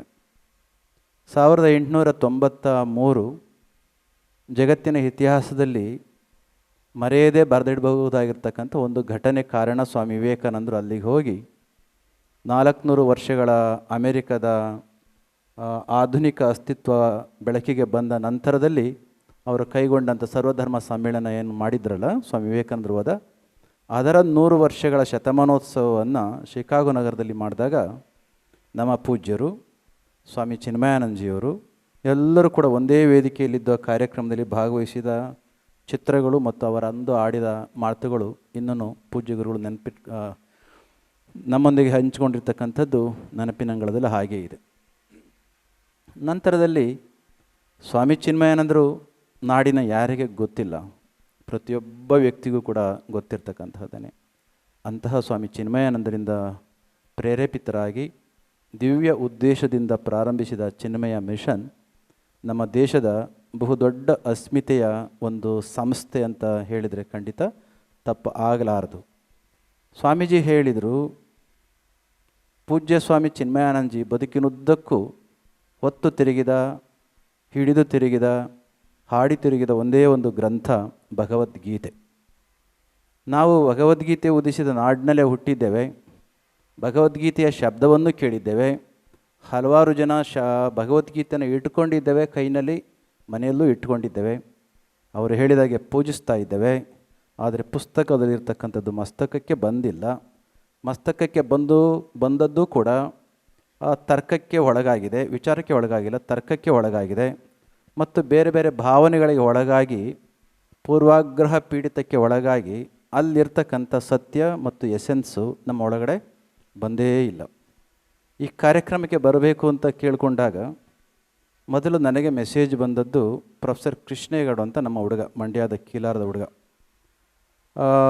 PS ಕಾಲೇಜ್ನಲ್ಲಿ ಪ್ರೊಫೆಸರ್ ಇದ್ದಾರೆ, ಬಹುಶಃ ಆವಾಗಲೇ ಬಂದರು ಎಲ್ಲೋದ್ರೂ ಗೊತ್ತಿಲ್ಲ. ಆ ಹುಡುಗ ಆವಾಗವಾಗ ನನಗೆ ಮೆಸೇಜ್ ಮಾಡ್ತಾರೆ. ಆವಾಗವಾಗ ಅಂದರೆ ವರ್ಷದಲ್ಲಿ ಹಲವಾರು ಬಾರಿ ಅಲ್ಲ, ವರ್ಷಕ್ಕೋ 2 ವರ್ಷಕ್ಕೋ 3 ವರ್ಷಕ್ಕೋ ಒಂದೊಂದು ಮೆಸೇಜ್ ಬರುತ್ತೆ. ಕೃಷ್ಣೇಗೌಡರ ಮೆಸೇಜನ್ನು ನೋಡಿದ ನಂತರದಲ್ಲಿ ಏನೋ ಇರಬಹುದು, ಯಾಕೆಂದರೆ ಅವರು ಮಾಡ್ತಕ್ಕಂಥ ಎಲ್ಲ ಮೆಸೇಜ್ಗಳು ಕ್ರೈಸಿಸ್ ಟೈಮ್ನಲ್ಲಿ, ಕಾನ್ಫ್ಲಿಕ್ಟ್ ಟೈಮ್ನಲ್ಲಿ, ಟರ್ಮೈಲ್ ಟೈಮ್ನಲ್ಲೇ ಬರೋದ್ರಿಂದ ಏನೋ ಇರಬಹುದು ಅಂತ ಹೇಳಿ ಮೆಸೇಜನ್ನು ನೋಡಿದರೆ ಅಂದು ಅವ್ರು ಕಳಿಸಿದ ಮೆಸೇಜು ಇವತ್ತಿನ ಕಾರ್ಯಕ್ರಮಕ್ಕೆ ಕರೀಲಿಕ್ಕೋಸ್ಕರ ಇದ್ದದ್ರಿಂದ ಅವರು ಹೇಳ್ತಾ ಇದ್ದಾರೆ. ಆನಂತರದಲ್ಲಿ ಮೀರಾ ಶಿವಲಿಂಗಯ್ಯನವರು, ಅವರು ಎಸ್ ಟಿ ನಾಗರಾಜರವರ ಸುಪುತ್ರಿ, ನಿಮ್ಮ Adichunchanagiri institute of engineering college ಇದೆಯಲ್ಲ, ಆದಿಚುಂಚನಗಿರಿ ಇನ್ಸ್ಟಿಟ್ಯೂಟ್ ಆಫ್ ಟೆಕ್ನಾಲಜಿ ಚಿಕ್ಕಮಗಳೂರಿನಲ್ಲಿ ಪ್ರಸ್ತುತ ಇರತಕ್ಕಂಥ ನಿಮ್ಮ ಮಠದ 5 ಎಂಜಿನಿಯರಿಂಗ್ ಕಾಲೇಜುಗಳಲ್ಲಿ ಮೊದಲ ಎಂಜಿನಿಯರಿಂಗ್ ಕಾಲೇಜ್ ಚಿಕ್ಕಮಗಳೂರಿನಲ್ಲಿ ಪ್ರಾರಂಭ ಆಯಿತು. ಅದರ ಮೂಲ ಪ್ರಿನ್ಸಿಪಲ್ ಆಗಿ ಅದಕ್ಕೊಂದು ದಿವ್ಯತೆಯನ್ನು, ಭವ್ಯತೆಯನ್ನು ಅಂದಿನ ಕಾಲಕ್ಕೆ ಗಣಕಯುಗದಲ್ಲಿ ತಂದುಕೊಟ್ಟಂಥವರು ಅವರ ತಂದೆಯವರು, ಅವರ ಸುಪುತ್ರಿ. ನಂತರದಲ್ಲಿ ಪೂಜ್ಯ ಸ್ವಾಮೀಜಿಯವರು. ಆನಂತರದಲ್ಲಿ ಅರ್ಥ ಆಯಿತು ನಮಗೆ, ಪೂಜ್ಯ ಗುರುಗಳು ಪ್ರಾರಂಭಿಸಿದಂಥ, ಉದ್ಘಾಟಿಸಿದಂಥ ಈ ಕಾರ್ಯಕ್ರಮಕ್ಕೆ ಹೋಗದೆ ಹೋದದ್ದು ಆದರೆ ಅಪಚಾರ ಆಗುತ್ತೆ ಅಂತ ತಿಳಿದು ನಾನು ಇಲ್ಲಿಗೆ ಬಂದು ನಿಮ್ಮೆಲ್ಲರನ್ನೂ ಕೂಡ ನೋಡ್ತಕ್ಕಂಥ ಅವಕಾಶವನ್ನು ಪಡ್ಕೊಂಡೋದಕ್ಕೆ ತುಂಬ ಸಂತೋಷ ಆಗಿದೆ. ನಮ್ಮ ವೇದಾಂತದ ವಲಯದಲ್ಲಿ ಸಹಜವಾಗಿ 3 ಚಿತ್ರಗಳನ್ನ ಬರೀತಾರೆ, ನೀವು ನೋಡಿರ್ತೀರಿ. 3 ಚಿತ್ರಗಳಲ್ಲಿ 3 ಹಡಗುಗಳೇ. ಸಮುದ್ರದಲ್ಲಿ ಪಯಣಿಸುವ ನಾವಿಕನಿಗೆ, ವ್ಯಕ್ತಿಗಳಿಗೆ, ಪಯಣಿಗರಿಗೆ 3 ಹಡಗುಗಳ ಚಿತ್ರವನ್ನು ಬರೀತಾರೆ. ಒಂದು ಹಡಗಿನಲ್ಲಿ ಕಿಕ್ಕಿರಿದು ತುಂಬಿ ತುಳುಕುವ ಕೆಳಗಡೆ ಬೀಳ್ತಕ್ಕಂಥ ಒಂದು ಹಡಗು ಜನಗಳು. 2ನೇ ಹಡಗು ಎಷ್ಟು ಬೇಕೋ ಅಷ್ಟು ಜಾಗ ಇರುತ್ತಲ್ಲ ಅಷ್ಟಕ್ಕೆ ಕುಳಿತುಕೊಳ್ಳೋಂಥ ಒಂದು ಹಡಗು. 3ನೇ ಹಡಗಿನಲ್ಲಿ ಕೇವಲ 3 ಜನನೋ 4 ಜನನೋ ಅಷ್ಟೇ ಜನ ಕುಳಿತಿರ್ತಾರೆ. ಈ 3 ಹಡಗಿನ ಚಿತ್ರಗಳನ್ನು ಯಾಕೆ ಬರೀತಾರೆ ಅಂದರೆ, ನೀವು ಚಿನ್ಮಯ ಮಿಷನ್ನಿನ ಆಧ್ಯಾತ್ಮಿಕ ವಲಯದಲ್ಲೇ ಇರೋದರಿಂದ ಇವು ಚಿರಪರಿಚಿತ ಇರಬಹುದು. ಹೊಸಬರು ಯಾರಾದರೂ ಬಂದಿದ್ದರೆ ಅವರ ಗಮನಕ್ಕೋಸ್ಕರ ಈ 3 ಚಿತ್ರಗಳನ್ನು ಸಾಂಕೇತಿಕವಾಗಿ ಯಾಕೆ ಬರೀತಾರೆ ಅಂದರೆ, ಈ ಜಗತ್ತಿನಲ್ಲಿ 3 ತೆರನಾಗಿರ್ತಕ್ಕಂಥ ವ್ಯಕ್ತಿಗಳು ಇರ್ತಾರೆ ಮತ್ತು ಜ್ಞಾನದ ಲೋಕಕ್ಕೆ ಹೋಗ್ತಕ್ಕಂಥ ಮುಕ್ತಿಯನ್ನು ಪಡ್ಕೊಳ್ಳಿಕ್ಕೆ ಹೊರಟಿರ್ತಕ್ಕಂಥವ್ರಿಗೆ 3 ಹಂತದ ಸಾಧನೆಗಳು. ಮೊದಲನೆಯದು, ಕರ್ಮಜೀವನದಲ್ಲಿ ಪೂರ್ಣ ಮುಳುಗಿರ್ತಕ್ಕಂತಹ ವ್ಯಕ್ತಿಗಳು ಕಿಕ್ಕಿರಿದು ತುಂಬಿ ಹಡಗು ಸಾಲದೆ ಮೇಲಿಂದ ಕೆಳಗಡೆಗೆ ಸ್ಪಿಲೋವರ ಕೆಳಗಡೆ ಬೀಳ್ತಕ್ಕಂಥವರು, ಇವರ ಸಂಖ್ಯೆ ಬಹಳ ಜಾಸ್ತಿ. 2ನೆಯದು, ಭಕ್ತಿ ಉಪಾಸನೆಯ ಮಾರ್ಗದ ಮುಖಾಂತರ ನಮ್ಮಲ್ಲಿರ್ತಕ್ಕಂಥ ಮಲದೋಷದ ನಂತರದಲ್ಲಿ ಇನ್ನೊಂದು ದೋಷವನ್ನು ಹೋಗಲಾಡಿಸ್ಕೊಳ್ಳಿಕ್ಕೆ ಇರ್ತಕ್ಕಂಥ ಅಡುಗೆಗೆ ಎಷ್ಟು ಜಾಗವೋ ಅಷ್ಟು ಜನ ಮಾತ್ರ. 3ನೇದು ಒಂದು ಉಂಟು, ಅದು ಜ್ಞಾನ. ಒಂದು ಮಾತು ಬರ್ತದೆ, ಬೋಧಃ ಅನ್ಯ ಸಾಧನೆಭ್ಯೋ ಹಿ ಸಾಕ್ಷಾತ್ ಮೋಕ್ಷೈಕ ಸಾಧನಂ. ಪಾಕಸ್ಯ ವಹ್ನಿವತ್ತು ಜ್ಞಾನಂ ವಿನಾ ಮೋಕ್ಷೋ ನ ಸಿದ್ಧತೆ. ನಮ್ಮ ಶಾಸ್ತ್ರದಲ್ಲಿ ಬರ್ತಕ್ಕಂಥ ಪ್ರಕರಣ ಗ್ರಂಥದ ಒಂದು ಮಾತು ಇದು. ಏನು ಹೇಳ್ತಾರೆ, ನಾವು ಎಷ್ಟೇ ಸಾಧನೆಯನ್ನು ಮಾಡಿದ್ರೂ ಕೂಡ ಸೇವೆಯ ಮುಖಾಂತರ ಮಲದೋಷದ ಒಂದು ಸ್ಥಿತಿ ನಿವಾರಣೆ ಆಯಿತು ಅಂದರೆ, ಭಕ್ತಿ ಉಪಾಸನೆಯ ಮುಖಾಂತರ ಇನ್ನೊಂದು ದೋಷವಾಯಿತು ಅಂದರೆ, ಕೊನೆಗೆ ಮುಕ್ತಿಯನ್ನು ಪಡ್ಕೊಳ್ಳಿಕ್ಕೆ, ಆತ್ಮಜ್ಞಾನವನ್ನು ಪಡ್ಕೊಳ್ಳಿಕ್ಕೆ ಜ್ಞಾನ ಬೇಕೇ ಬೇಕು.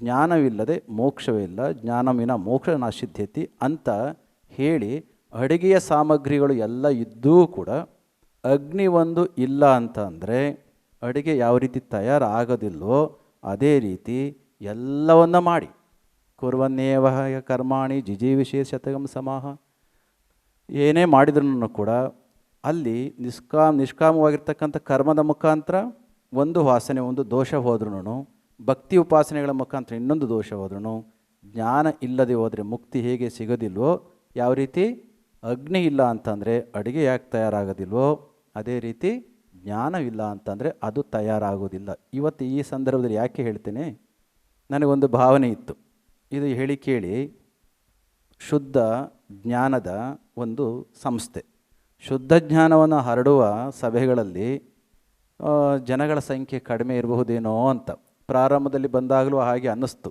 ಆ 3 ಚಿತ್ರಗಳಿಗೆ ಪೂರಕವಾಗಿರ್ತಕ್ಕಂಥ ಸಂಖ್ಯೆ ಇಲ್ಲಿ ಇದೆ ಅಂತ. ಆದರೆ ಸಭೆ ನಾವಿಲ್ಲಿ ಬಂದು ಕುಳಿತುಕೊಳ್ಳೋದ್ರೊಳಗಡೆ ಖಂಡಿತ ಪೂರ್ಣ ಸಭೆ ತುಂಬಿದೆ. ಇವತ್ತಿಗೂ ಕೂಡ ಆಧುನಿಕ ಕಾಲದಲ್ಲಿಯೂ ಜ್ಞಾನದೆಡೆಗೆ ಹೋಗ್ತಕ್ಕಂಥ ಪಿಪಾಸುಗಳ ಸಂಖ್ಯೆ ಜಾಸ್ತಿ ಆಗ್ತಾ ಇದೆ. ಖಂಡಿತ ಇನ್ನು ಮುಂದೆ ಇನ್ನೂ ಜಾಸ್ತಿ ಆಗ್ತಾ ಹೋಗುತ್ತೆ. ಕಾರಣ, ಒಂದು ಡೆಡ್ ಎಂಡನ್ನು ರೀಚ್ ಆದಮೇಲೆ ವ್ಯಕ್ತಿಗಳಿಗೆ ಸ್ವಯಂ ಅರಿವಾಗುತ್ತೆ, ಸ್ವರೂಪದ ಅರಿವಲ್ಲ, ಹೊರಗಿನ ಒಂದು ಅರಿವಾಗುತ್ತೆ. ಯಾವ ಅರಿವು? ಇದಷ್ಟೇ, ಇದರಿಂದ ಉಪಯೋಗ ಇಲ್ಲ. ಒಬ್ಬ ರುದರ್ಫರ್ಡ್ ಅಂತಕ್ಕಂಥ ಒಬ್ಬ ವಿಜ್ಞಾನಿ ಹೇಳಿದ ಮಾತು, ಅವ ಸದಾ ಭೌತಕಣದಲ್ಲಿಯೇ ಮುಳುಗಿದ್ದಂಥ ವ್ಯಕ್ತಿ, ಅದರ ಹೊರತಾಗಿ ಏನೂ ಇಲ್ಲದೇ ಇದ್ದಂತಹ, ಏನೂ ಇಲ್ಲ ಅಂತ ಭಾವಿಸಿದ ವ್ಯಕ್ತಿ. ಅವನೇನು ಹೇಳಿದ, In the search of truth of my life, I ended with protons, neutrons, and electrons, which have no life at all. Somewhere along the line, my life has run out through my fingers. At this stage, I have been trying to retrace the path of my life. ಅವನಿಗೆ ವಯಸ್ಸು ಎಷ್ಟಿತ್ತು? 66. ಅಷ್ಟು ವಯಸ್ಸಿನವರೆಗೂ ಇದೊಂದು ಸಿದ್ಧಾಂತವನ್ನು ಹಿಡಿದು ಬದುಕಿದವ. ಏನೋ ಆಯಿತು ಅವನಿಗೆ, ಇದ್ದಕ್ಕಿದ್ದಾಗೆ ಗೊತ್ತಾಯಿತು. ಏನು? ಇಷ್ಟು ವರ್ಷ ನಾನು ನಂಬಿದ ಸಿದ್ಧಾಂತ ಇದು ಆತ್ಯಂತಿಕವಾಗಿರ್ತಕ್ಕಂಥ ಸಿದ್ಧಾಂತ ಅಲ್ಲ, it is A relative truth, but it is not an absolute truth ಅಂತ ಅರಿವಾಯಿತು. ಅಷ್ಟರೊಳಗಡೆ ಅವನು ಡಿ-ಟೂರನ್ನು, ಗೊತ್ತಲ್ಲ, ಯಾವುದೋ ಒಂದು ರೋಡ್ ಹಿಡಿದು ಹೋಗ್ತಾ ಇರ್ತೇವೆ. ಈ ರೋಡ್ ಅಲ್ಲ ಅಂದಮೇಲೆ ನಿಮಗೆ ಗೂಗಲ್ನಲ್ಲಿ ತೋರಿಸುತ್ತೆ ಡಿ-ಟೂರಿಂಗ್, ಎಲ್ಲಿ ದಾರಿ ತಿರುಗಿಸು ಅಂತಂದ್ಬಿಟ್ಟು. ಅಷ್ಟರೊಳಗಡೆ ಇನ್ನೂ ಜೀವನದಲ್ಲಿ ವಯಸ್ಸು ಇದ್ದರೆ ಪರವಾಗಿಲ್ಲ ಡಿ-ಟೂರಿಂಗ್ ಮಾಡಿಕೊಂಡು ನಮ್ಮ ಪಯಣವನ್ನು ಮುಂದುವರಿಸಲಿಕ್ಕೆ. ಆದರೆ ಅದೆಷ್ಟೋ ಬಾರಿ ಏನಾಗಿರುತ್ತೆ, ನಮ್ಮ ಡಿ-ಟೂರಿಂಗ್ ಮಾಡೋದಕ್ಕೆ ಮುಂಚೆ ಡೆಡ್ ಆ್ಯಂಡ್ ರೀಚ್ ಆಗೋ ಹೊತ್ತಿಗೆ ಸಾವು ಹತ್ರ ಬಂದಿರ್ತದೆ. ಇಂತಹ ಹೊತ್ತಿನಲ್ಲಿ ನಾವು ಈ 3 ವ್ಯವಸ್ಥೆಗಳು ಜ್ಞಾನವನ್ನು ಪಡ್ಕೊಂಡು ಮುಕ್ತಿಯ ಕಡೆಗೆ ಹೋಗಲಿಕ್ಕೆ ದಾರಿ ಯಾವುದು? ಅಂತಹ ಜ್ಞಾನವನ್ನು ನಮ್ಮ ಚಿನ್ಮಯ ಮಿಷನ್ ಖಂಡಿತ ಜಗತ್ತಿನೆಲ್ಲೆಡೆ ಕೊಡ್ತಾ ಬಂದಿರತಕ್ಕಂಥದ್ದು ತುಂಬ ಸಂತೋಷ. ಅದರಲ್ಲಿ ಕೂಡ ಭಗವದ್ಗೀತೆಯ ನಿಜದ ಸಾರವನ್ನು ಆಧುನಿಕರ ಮನಸ್ಸಿಗೆ ತಿಳಿಯಪಡಿಸ್ತಕ್ಕಂಥ ಕೆಲಸನ ಮಾಡ್ತಾಯಿದೆ. ಭಗವದ್ಗೀತೆ ಅಂದ ತಕ್ಷಣ ನಾನು ಪ್ರಾರಂಭದಲ್ಲಿ ಹೇಳಿದೆ, ಕೆಲವರು ಮುಟ್ಟೇ ಇಲ್ಲ, ಕೆಲವರು ಮುಟ್ಟಿದ್ದೇವೆ, ಇನ್ನು ಕೆಲವರು ಇಟ್ಕೊಂಡಿದ್ದೇವೆ, ಇನ್ನು ಕೆಲವರು ಓದಿದ್ದೇವೆ. ಆದರೆ ಅದು ಅಸಿಮಿಲೇಟ್ ಆಗಿ ನಮ್ಮ ಒಳಗಡೆ ನಮ್ಮ ಪರಿವರ್ತನೆಯನ್ನು ಮಾಡಿರ್ತಕ್ಕಂಥದ್ದು ಎಷ್ಟು ಅಂತ ನೋಡಿದರೆ ನಾವೇ ಚೆಕ್ ಮಾಡ್ಕೊಳ್ಬೇಕು. I don't want to come to a conclusion. ಈ ವಿಚಾರವನ್ನು ಹಾಗೆ ಮುಂದುವರಿಸಿ ಭಗವದ್ಗೀತೆ ಬಗೆಗೆ ಆಲ್ಬರ್ಟ್ ಐನ್ಸ್ಟೈನ್ ಅಂತಕ್ಕಂಥ ಒಬ್ಬ ದೊಡ್ಡ ವಿಜ್ಞಾನಿಯ ಕಥೆ ನಿಮಗೆ ಗೊತ್ತು. ಅವ ಒಂದು ಮಾತನ್ನು ಹೇಳ್ತಾನೆ ಒಂದು ಸಂದರ್ಭದಲ್ಲಿ, world must be grateful to Indians ಅಂದ ತಕ್ಷಣ ನಮಗೇನು ನೆನಪಾಗುತ್ತೆ, ಯಾವುದೋ ಒಂದು ಹೇಳಿರಬೇಕು ಅಂತ. ಬಟ್ ಪ್ರಾರಂಭದಲ್ಲಿ ಅವನು ಏನು ಹೇಳ್ತಾನೆ ಗೊತ್ತಾ? All world must be grateful to Indians because they are the people who taught us how to count, without which no worthwhile scientific discoveries could have been taken place. ಎಷ್ಟು ಅದ್ಭುತ ಅನಿಸುತ್ತೆ ನಮಗೆ. ನಾವು ಅಂದ್ಕೊಂಡಿದ್ದೇವೆ ಬರೀ ನಾನು ಜ್ಞಾನ ಕೊಟ್ಟಿದ್ದೇವೆ ಅಂತ. ಅವ ಹೇಳಿದ ಮಾತು ಏನು? ಭಾರತೀಯರಿಗೆ ನಾವು ಋಣಿಗಳಾಗಿರಬೇಕು, ನಮಗೆ ಕೂಡೋದು ಕಳಿಯೋದು ಲೆಕ್ಕ ಹೇಳಿಕೊಟ್ಟವ್ರು ಅವರು. ಒಂದು ವೇಳೆ ಆ ಆದಿಮ ದಿನಗಳಲ್ಲಿ ಏನಾದರೂ ಈ ಭಾರತೀಯರು ಇದನ್ನು ಹೇಳ್ಕೊಡ್ದಲ್ಲೇ ಹೋದರೆ, ಲೆಕ್ಕ ನಿಮಗೆ ಗೊತ್ತಿದೆ, 0 ಹೇಳ್ಕೊಟ್ಟವ್ರು ಯಾರು? ದಶಮಾನ ಪದ್ಧತಿಯನ್ನು ಹೇಳ್ಕೊಟ್ಟವ್ರು ಯಾರು? ಪೈವ್ಯಾಲ್ಯೂ ಕಂಡುಹಿಡಿದು ಕೊಟ್ಟವ್ರು ಯಾರು? ಅದೇನೇ ಇಟ್ಕೊಳ್ಳಿ. ಇದೆಲ್ಲದರ ಹಿನ್ನೆಲೆಯಲ್ಲಿ ಇನ್ನೂ ಹಲವಾರು ವಿಚಾರಗಳನ್ನ ಇಟ್ಕೊಂಡು ಆ ವ್ಯಕ್ತಿ ಹೇಳ್ತಾನೆ, ಭಾರತೀಯರು ಅವತ್ತು ನಿಮಗೆ ಹೇಳ್ಕೊಡೋದಲ್ಲಿ ಹೋದರೆ ಇಷ್ಟು ಬೇಗ ಇಷ್ಟೊಂದು ಆವಿಷ್ಕಾರಗಳು ಆಗಲಿಕ್ಕೆ ಸಾಧ್ಯ ಇರ್ತಿಲ್ಲ ಅಂತ ಹೇಳಿ, ನಂತರದಲ್ಲಿ ಅದೇ ಮಾತನ್ನು ಮುಂದುವರಿಸಿ ಹೇಳ್ತಾನೆ. ಯಾಕೆ ಮುಖ್ಯ ಅಂತಂದರೆ, ಐನ್ಸ್ಟೈನ್ ಈ ವಾಸ್ ಎ ಥಿಯರಿಟಿಕಲ್ ಫಿಸಿಸಿಸ್ಟ್, ಸೈದ್ಧಾಂತಿಕ ವಿಜ್ಞಾನಿ. ಯಾವ ರೀತಿ ನಮ್ಮ ಋಷಿಮುನಿಗಳು ಎಲ್ಲೋ ಒಂದು ಕಡೆ ಕುಳಿತುಕೊಂಡು ಮನೋಹಾಲಯದಲ್ಲಿ ಬಂದಂತಹ ಸತ್ಯವನ್ನು ಹೊರಗೆ ಹೇಳಲಿಕ್ಕೆ ಸಾಧ್ಯ ಆಯಿತು, ಅದೇ ರೀತಿ ಸೈದ್ಧಾಂತಿಕ ವಿಜ್ಞಾನಿಯಾಗಿ ಆಲ್ಬರ್ಟ್ ಐನ್ಸ್ಟೈನ್ಗೆ ಹಲವಾರು ಸತ್ಯದ ದರ್ಶನಗಳು, ಈ ರೀತಿ ಭೌತ ಸತ್ಯದ ದರ್ಶನಗಳು, ರಿಲೇಟಿವ್ ಟ್ರೂತ್ ಅಂತಲೇ ಹೇಳ್ಕೊಳ್ಬೋದು. ಅಂಥ ಸಂದರ್ಭದಲ್ಲಿ ಅವನೊಂದು ಮಾತನ್ನು ಹೇಳ್ತೇನೆ, I have made Indian Bhagavad Gita, I have made Indian Bhagavad Gita as source of my inspiration to form all my scientific theories.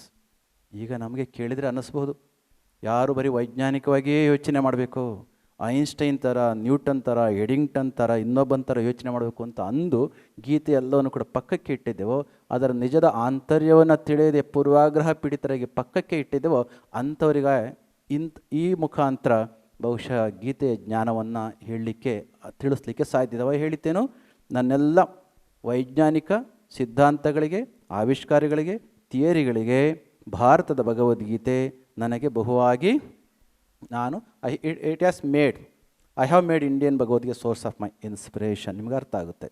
ಇಂತಹ ಭಗವದ್ಗೀತೆಯನ್ನು ಜಗತ್ತಿಗೆ ಇನ್ನೊಂದು ಆಯಾಮದಲ್ಲಿ ತಿಳಿಸಿದಂಥ, ಆಧುನಿಕ ಕಾಲದಲ್ಲಿ ತಿಳಿಸಿದಂಥ ಶ್ರೇಷ್ಠ ಸಂತ ನಮ್ಮ ಸ್ವಾಮಿ ಚಿನ್ಮಯಾನಂದರವರು. ಅವರು ಪುಣೆಯಲ್ಲಿ ಪ್ರಾರಂಭಿಸಿ ಇಂದಿಗೆ 75 ವರ್ಷಗಳು ಗೀತಾಯಜ್ಞವನ್ನು ಪ್ರಾರಂಭಿಸಿ ಅಂತಹದೊಂದು ಗೀತೆಯ ಜ್ಯೋತಿಯ ಯಜ್ಞದಲ್ಲಿ ಪಾಲ್ಗೊಂಡಿರ್ತಕ್ಕಂಥ ನಾವುಗಳು ಮತ್ತೊಂದು ಕಾರ್ಯಕ್ರಮವಾಗಿ ಕೇಳಿ ಹಾಗೆ ಹೊರಟೋದದ್ದಾದರೆ ಅವ್ರಿಗೆ ನಷ್ಟ ಆಗೋದಿಲ್ಲ. ಶತಮಾನಗಳಿಂದ ಹಾಗೆ ಮಲಗಿದ್ದೇವೆ. 97 ನನಗಿನ್ನೂ ಚಂದ ನೆನಪುಂಟು. ರಾಮನಗರದ ಶಾಖೆಗೆ ಬಂದು ಸೇರಿದ್ದೆ. ನಮ್ಮ ಅಂಧರ ಶಾಲೆ ಇದೆ. ಪೂಜ್ಯ ಗುರುಗಳು ಆ ಕಾಲಘಟ್ಟದಲ್ಲಿ ನಮ್ಮ ಮೈಸೂರು, ಮಂಡ್ಯ ಈ ಭಾಗಕ್ಕೆ ಬರಬೇಕಾದ್ರೆ ನಮ್ಮ ರಾಮನಗರದ ಮಠಕ್ಕೆ ಬಂದು ಅಲ್ಲಿಂದ ಮುಂದಕ್ಕೆ ಬರ್ತಾಯಿದ್ರು. ಒಮ್ಮೆ ಹೀಗಾಯಿತು, ಬಂದಾಗಲೆಲ್ಲ ಹಾಗೆ ಅಲ್ಲೇ ಉಳ್ಕೊಳ್ತಾಯಿದ್ರು. ರಾಮನಗರದ ಮಠದಲ್ಲಿ ತಿಂಗಳಿಗೆ ವಾರಕ್ಕೊಂದು ಸಲ, ತಿಂಗಳಿಗೆ ಒಮ್ಮೆ ಉಳಿತಿದ್ರು. ಬೆಳಗ್ಗೆ ಎದ್ದಾಗ ಗುರುಜಿ ಏನು ಮಾಡ್ತಿದ್ರು, ಬೆಳಿಗ್ಗೆ ಪ್ರಾತಃ ಕಾಲದಲ್ಲಿ 5:30 6 ಗಂಟೆಗೆ ವಾಕ್ ಹೋಗ್ತಾಯಿದ್ರು, ವಾಯುವಿಹಾರಕ್ಕೆ ಹೋಗ್ತಿದ್ರು. ಹೋಗ್ಬೇಕಾದ್ರೆ ನನ್ನನ್ನು ಜೊತೇಲಿ ಕರ್ಕೊಂಡು ಹೋಗ್ತಾಯಿದ್ರು. ನನಗೆ ಇನ್ನೂ ದೀಕ್ಷೆ ಆಗಿರಲಿಲ್ಲ, ಬ್ರಹ್ಮಚರ್ಯದ ದೀಕ್ಷೆನೂ ಇಲ್ಲ, ಅಂದರೆ ಬಿಳಿ ಬಟ್ಟೆಯಲ್ಲಿ ಇರ್ತಾರಲ್ಲ ಸನ್ಯಾಸಿಗಳು, ಅವರಿಗೆ ಇನ್ನು ಮುಂದಿನ ಹಂತದ ದೀಕ್ಷೆಯೂ ಆಗಿರಲಿಲ್ಲ. ಹೋಗಬೇಕಾದ್ರೆ ಜೊತೇಲಿ ಕರ್ಕೊಂಡು ಹೋಗಬೇಕಾದ್ರೆ ನಿಮಗೆ ಗೊತ್ತು, ರಾಮನಗರದಿಂದ ಆಚೆ ಬರ್ತಾ ಆ ರಾಮನಗರದ ಆ ರಾಮದುರ್ಗದ ಶ್ರೇಣಿ, ಬೆಟ್ಟದ ಶ್ರೇಣಿಗಳು ಕಾಣಿಸ್ತಾ ಇರ್ತವೆ, ನೋಡಿದ್ದೀರಾ? ತುಂಬ ಚೆನ್ನಾಗಿರ್ತವೆ. ನಾನು ಪೂಜ್ಯ ಗುರುಗಳಿಗೊಮ್ಮೆ ಹೇಳಿದೆ, ಸ್ವಾಮೀಜಿ ತುಂಬ ಮೋಡ ಮುಚ್ಚಿದೆ. ಹೌದು, ಮೋಡ ಮುಚ್ಚಿದೆ. ಏನೀಗ? ಬೆಟ್ಟಗಳು ಕಾಣಿಸ್ತಾ ಇಲ್ಲ. ಗುರುಜಿಗೆ ಹೇಳಿದೆ. ಮುಂದಿನ ವಾರ ಇನ್ನೊಂದು ಸಲ ಬಂದಾಗ ನಾನು ಹೇಳಿದೆ, ಸ್ವಾಮೀಜಿ ಇವತ್ತು ಬೆಟ್ಟಗಳು ಸ್ವಲ್ಪ ಕಾಣಿಸ್ತಾ ಇದ್ದಾವೆ, ಮೋಡ ಸರಿದಿದ್ದಾವೆ, ಸ್ವಲ್ಪ ಸರಿದಿದ್ದಾವೆ. ಈ ಸರಿದ ಮೋಡದಲ್ಲಿ ಅಸ್ಪಷ್ಟವಾಗಿ ದೂರದಲ್ಲಿ ಕಾಣಿಸ್ತಾ ಇದೆ, ಏನು? ಬುದ್ಧನಂತಹ ಒಂದು ವಿಗ್ರಹ ಕಾಣಿಸ್ತಾ ಇದೆ ಅಂತ ಹೇಳಿದೆ. ಅಲ್ಲಿ ಆಗಿದೆ, ನಮ್ಮ ರಾಮನಗರದ ಅಂಧರ ಶಾಲೆಯಲ್ಲಿ ನಿಂತು ನೋಡಿದರೆ ಒಂದು ಬಂಡೆ ಇದೆ, ಆ ಬಂಡೆಯ ಇಕ್ಕೆಲದಲ್ಲಿ ಕಿವಿಯ ಆಕಾರದಲ್ಲಿ ಇನ್ನೆರಡು ಬಂಡೆಗಳಿದೆ. ಅದನ್ನು ನೋಡಿದರೆ ಹೇಗೆ ಕಾಣಿಸುತ್ತೆ? ಧ್ಯಾನಸ್ಥ ಬುದ್ಧನ ರೀತಿಯಲ್ಲಿ ಒಂದು ವಿಗ್ರಹ ಕಾಣಿಸುತ್ತೆ. ಗುರುಜಿಗೆ ಹೇಳಿದೆ. ಗುರುಜಿ ತಿರುಗಿ ನೋಡಿದರು, ಅಂದರೆ ನಮ್ಮ ಗುರುಗಳು ತಿರುಗಿ ನೋಡಿದರು, ಹೌದು ಹೌದು ಅಂದರು. ಮತ್ತೊಂದು ಬಾರಿ ಬಂದರು, 15 ದಿನ 20 ದಿನದ ನಂತರದಲ್ಲಿ ಬಂದರು. ಅಂದು ಮೋಡಗಳು ಇನ್ನೊಂದು ಸ್ವಲ್ಪ ಕಡಿಮೆ ಆಗಿತ್ತು. ಓಕೆ, ಮೋಡಗಳು ಕಡಿಮೆ ಇದ್ದು ಅಂತಹ ಹೊತ್ತಿನಲ್ಲಿ ಬುದ್ಧ ಸ್ಪಷ್ಟವಾಗಿ ಕಾಣಿಸ್ತಾ ಇದ್ದ. ಬುದ್ಧನ ಆಕಾರ ಅಂದು ಅಸ್ಪಷ್ಟವಾಗಿತ್ತು, ಇಂದು ಸ್ಪಷ್ಟವಾಗಿ ಕಾಣಿಸ್ತಾ ಇತ್ತು. ಗುರುಗಳಿಗೆ ಹೇಳಿದೆ, ಸ್ವಾಮೀಜಿ ಇವತ್ತು ಸ್ಪಷ್ಟವಾಗಿ ಬುದ್ಧ ಕಾಣಿಸ್ತಾ ಇದ್ದಾನೆ. ಅಷ್ಟು ದಿನ ಗುರುಜಿಯವರು ಹೌದು ಹೌದು ಅಂತ ಹೇಳ್ತಿದ್ದವರು ಇವತ್ತು ಮುಂದೆ ಹೋಗೋದನ್ನು ನಿಲ್ಲಿಸಿ ಒಂದು ಮಾತನ್ನು ಹೇಳಿದರು. ನಾನು ನೋಡ್ತಾ ಇದ್ದೇನೆ, 3-4 ಬಾರಿ ನೀನು ಹೇಳಿದೆ ಬುದ್ಧ ಬುದ್ಧ, ಅಲ್ಲಿ ತೋರಿಸ್ತಾ ಇದೆಯಾ, ಸದಾ ಹೊರಗಡೆ ಎಚ್ಚೆತ್ತ ಧ್ಯಾನಸ್ಥ ಬುದ್ಧನ್ನೇ ತೋರಿಸ್ತಾ ಇರೋ ನೀನು, ನಿನ್ನೊಳಗಡೆ ಮಲಗಿರೋ ಬುದ್ಧನ ಯಾವಾಗಪ್ಪ ನೋಡೋದು ನೀನು ಅಂತ ಒಂದು ಮಾತನ್ನು ಕೇಳಿದೆ ನನಗೆ. ಆಮೇಲೆ ನಾನು ಸುಮ್ಮನೆ ಮೌನ ಆದೆ. ನಂತರದಲ್ಲಿ ನಾನು ಕೇಳಿದೆ, ಒಳಗಿರುವ ಬುದ್ಧ ನನಗೆ ಯಾಕೆ ಕಾಣಿಸ್ತಾ ಇಲ್ಲ ಅಂತ. ಗುರುಜಿ ನನಗೆ ಒಂದು ಪ್ರಶ್ನೆ ಮಾಡಿದರು. ಮೊದಲ ದಿನ ನೀನು ಬುದ್ಧನನ್ನಲ್ಲ ಬೆಟ್ಟಗಳೇ ಕಾಣಿಸ್ತಾ ಇಲ್ಲ ಅಂತ ಹೇಳಿದೆಲ್ಲ ಯಾಕೆ? ಮೋಡಗಳಿತ್ತು. ಎಲ್ಲಿ? ಹೊರಗಡೆ ಮೋಡಗಳಿತ್ತು. ಎರಡನೇ ದಿನ ಕೇಳಿದಾಗ ಅಸ್ಪಷ್ಟವಾಗಿರ್ತಕ್ಕಂಥ ಬುದ್ಧನನ್ನು ಹೋಲುವ ಒಂದು ರೂಪ ಕಾಣಿಸ್ತು ಅಂತ ಹೇಳಿದರೆ ಹೇಗೆ? ಮೋಡಗಳ ಸಂಖ್ಯೆ ಸ್ವಲ್ಪ ಕಡಿಮೆ ಆಗಿತ್ತು. ಮೂರನೇ ದಿನ ಇವತ್ತು ಹೇಳ್ತಾ ಇದೆಯಲ್ಲ, ಸ್ಪಷ್ಟವಾಗಿ ಬುದ್ಧ ಕಾಣಿಸ್ತಾ ಇದ್ದಾನೆ, ಏಕೆ ಅಂತಂದರೆ ಮೋಡಗಳೆಲ್ಲ ಪೂರ್ಣ ಖಾಲಿಯಾಗಿದ್ದಾವೆ ಅಂತ. ಅದೇ ರೀತಿಯಲ್ಲಿ ನಿನ್ನ ಸ್ವರೂಪ ಒಳಗಡೆ, ನಿನ್ನೊಳಗಡೆ ಇರ್ತಕ್ಕಂಥ ಬುದ್ಧ ನಿನಗೆ ಕಾಣಬೇಕು ಅಂದರೆ ನಿನ್ನೊಳಗಡೆ ಹೊರಗಿನ ಮೋಡಗಳ ರೂಪದಲ್ಲಿ ಬಹಳಷ್ಟು ಮೋಡಗಳು ನಿನ್ನೊಳಗಡೆ ಮುಚ್ಕೊಂಡಿದ್ದಾವೆ. ಇದಕ್ಕೆ ಏನು ಮಾಡಬೇಕು? ಯೋಗವನ್ನು ಮಾಡಬೇಕು. ಪತಂಜಲಿ ಮಹರ್ಷಿಯವರು ಯೋಗಕ್ಕೆ ಕೊಟ್ಟಂಥ ಮೊದಲ ಒಂದು 2ನೇ ಮಾತು ಏನಿದೆ ಸೂತ್ರದಲ್ಲಿ? ಯೋಗ ಚಿತ್ತ ವೃತ್ತಿ ನಿರೋಧ. ಆಧ್ಯಾತ್ಮಿಕ ಸಾಧನೆ ಅಂತಂದರೆ ನಾವೇನು ಮಾಡ್ಕೊಳ್ತಕ್ಕಂಥದ್ದೆಲ್ಲ. ಗುರೂಜಿ ಹೇಳಿದರು, ಆ ಮಾತನ್ನು ಹೇಳಿ ನಮ್ಮ ಮನೋವಲಯದಲ್ಲಿ ತುಂಬ ಮೋಡಗಳಿದ್ದಾವೆ, ಹಲವಾರು ಮೋಡಗಳು. ಸಮುದ್ರಕ್ಕೆ ಹೋದರೆ ಹಲವಾರು ತೆರೆಗಳು, ಆಕಾಶದಲ್ಲಿ ನೋಡಿದರೆ ಹಲವಾರು ಮೋಡಗಳು. ಈ ಮೋಡಗಳ ರೀತಿಯಲ್ಲಿ ನಮ್ಮ ಮನೋವಲಯದಲ್ಲಿ ಕೂಡ ಸಾಕಷ್ಟು ಮನಸ್ಸಿನ ವೃತ್ತಿಗಳು. ಈ ಮನೋವೃತ್ತಿಗಳನ್ನು ನಾವು ಕಳೆಯದೆ ಹೋದದ್ದೇ ಆದರೆ ನಮ್ಮ ಒಳಗಡೆ ಇರ್ತಕ್ಕಂಥ ನಾವು ಕಾಣೋದಿಲ್ಲ. ಹಾಗಾಗಿ ಯೋಗ ಚಿತ್ತ ವೃತ್ತಿ ನಿರೋಧ. 2ನೇ ಮಾತನ್ನು ಮುಂದುವರೆದವರು ಮಾತನ್ನು ಏನು ಹೇಳ್ತಾರೆ? ಈ ವೃತ್ತಿಗಳನ್ನು ಕಳೆದದ್ದೇ ಆದರೆ ನಾವು ಪ್ರತಿಯೊಂದಕ್ಕೂ ಕೂಡ ನಿರೀಕ್ಷೆ ಮಾಡೋರು, ಈ ಕೆಲಸ ಮಾಡಿದರೆ ನಮಗೇನು ಸಿಕ್ಕತ್ತೆ, immediately ask for the result. ಆಗ ಮಹರ್ಷಿ ಏನು ಹೇಳ್ತಾರೆ? ತದಾ ದ್ರಷ್ಟು ಸ್ವರೂಪೆ ಅವಸ್ಥಾನಂ. ಹೊರಗಡೆ ಇರ್ತಕ್ಕಂಥ ಮೋಡಗಳಲ್ಲ, ನಮ್ಮ ಒಳಗಡೆ ಇರ್ತಕ್ಕಂಥ ಮೋಡಗಳನ್ನು ನಾವು ಸರಿಸಿದ್ದೆ. If you sees all the mental modifications inside, then the seeker means the spiritual seeker is going to realise one's own self. ತನ್ನ ಸ್ವರೂಪವನ್ನು ಅವನು ತಿಳ್ಕೊಳ್ಳಿಕ್ಕೆ ಸಾಧ್ಯ ಆಗುತ್ತೆ. ಯಾವ ರೀತಿ ಹೊರಗಡೆ ಇರ್ತಕ್ಕಂಥ ಮೋಡಗಳಿಗೂ ಕೂಡ ನಿಮ್ಮ ವಿಜ್ಞಾನದಲ್ಲಿ ಆ ಮೋಡ ಈ ಮೋಡ ಅಂತ ಕೊಟ್ಟಿದ್ದಾರೆ. ಕಪ್ಪು ಮೋಡ, ನಾರ್ ಮೋಡ, ಬಿಳಿ ಮೋಡ, ಈ ಮೋಡ ಆ ಮೋಡ ಅಂತ ಹೆಸರು ಕೊಟ್ಟಿದ್ದಾರೆ. ಎಲ್ಲ ಮೋಡಗಳಿಗೆ ಹೆಸರು ಕೊಡಲಿಕ್ಕೆ ಆಗೋದಿಲ್ಲ. ಸ್ವಲ್ಪ ದೇ ಹ್ಯಾವ್ ಕ್ಯಾಟಗರೈಸ್ಡ್ 5 ವೆರೈಟೀಸ್. ಅದೇ ರೀತಿ ನಮ್ಮಲ್ಲೂ ಕೂಡ ಪ್ರಮಾಣ, ವಿಪರ್ಯಯ, ವಿಕಲ್ಪ, ನಿದ್ರಾ, ಸ್ಮೃತಯ, ಈ ಎಲ್ಲ ಮೋಡಗಳನ್ನು ನಮ್ಮೊಳಗಡೆ ಇರ್ತಕ್ಕಂಥವನ್ನ ನಾವು ಕಳ್ಕೊಂಡದ್ದೇ ಆದರೆ, ಸರಿಸಿದ್ದೇ ಆದರೆ ಪಕ್ಕ, ಯಾವ ರೀತಿ ಆಕಾಶದಲ್ಲಿರ್ತಕ್ಕಂಥ ಮೋಡಗಳು ಪಕ್ಕಕ್ಕೆ ಸರಿದದ್ದೇ ಆದರೆ ಸದಾ ಎವರ್ ಎಫಲ್ಜೆಂಟ್, ಸದಾ ಇರ್ತಕ್ಕಂಥ ಬೆಳಗ್ತಾ ಇರ್ತಕ್ಕಂಥ ಸೂರ್ಯ ಪಕ್ಕಕ್ಕೆ ಮೋಡಗಳು ಸರಿದಾಗ ಸೂರ್ಯ ಹೇಗೆ ಕಾಣ್ತಾನೋ ಹಾಗೆ ನಮ್ಮ ಒಳಗಡೆ ಇರ್ತಕ್ಕಂಥ ನಾವು ಕಾಣಬೇಕು ಅಂತಂದರೆ ಇರ್ತಕ್ಕಂಥ ಮನೋವಲಯದಲ್ಲಿರ್ತಕ್ಕಂಥ ಈ ಒಂದು 5 ಮೋಡಗಳು ಮತ್ತು ಇನ್ನೊಂದು 5 ಕ್ಲೇಶಗಳನ್ನ ಶಾಸ್ತ್ರದಲ್ಲಿ ಹೇಳ್ತಾರೆ. ಯಾವ 5 ಕ್ಲೇಶಗಳು? ಬಹುಶಃ ಅದು ನೀವು ಚಿನ್ಮಯ ಮಿಷನ್ನಿನ ವಲಯದಲ್ಲಿ ಇರೋದ್ರಿಂದ ನಿಮಗೆ ಇವೆಲ್ಲವೂ ಕೂಡ 1ನೇ ಕ್ಲಾಸ್ 2ನೇ ಕ್ಲಾಸ್ ಮಕ್ಕಳ ಪಾಠಗಳು ಇವು. ನಿಮಗೆ ಯಾವ 5 ವೃತ್ತಿಗಳನ್ನು ಇವಾಗ ಕೇಳಿದ್ರಿ. ಯಾವ್ಯಾವುದು? ಪ್ರಮಾಣ, ವಿಪರ್ಯಯ, ವಿಕಲ್ಪ, ನಿದ್ರಾ, ಸ್ಮೃತಃ. ಇದನ್ನು ಸುದೀರ್ಘವಾಗಿ ನಿಮಗೆ ಪಾಠ ಮಾಡಿರ್ತಾರೆ. ಒಂದೊಂದನ್ನು ಕೂಡ ತಿಳ್ಕೊಳ್ಬೇಕು ಅಂದರೆ ಹಲವಾರು ದಿನಗಳನ್ನು ಅವರು ಪಾಠ ಮಾಡಿರ್ತಾರೆ. ಇದರ ಜೊತೆಯಲ್ಲಿ ಒಂದು 5 ಕ್ಲೇಶಗಳು ಕೂಡ ಅಡ್ಡ ಬರ್ತವೆ. ಯಾವ 5 ಕ್ಲೇಶಗಳು? ಪಂಚಕ್ಲೇಶಗಳು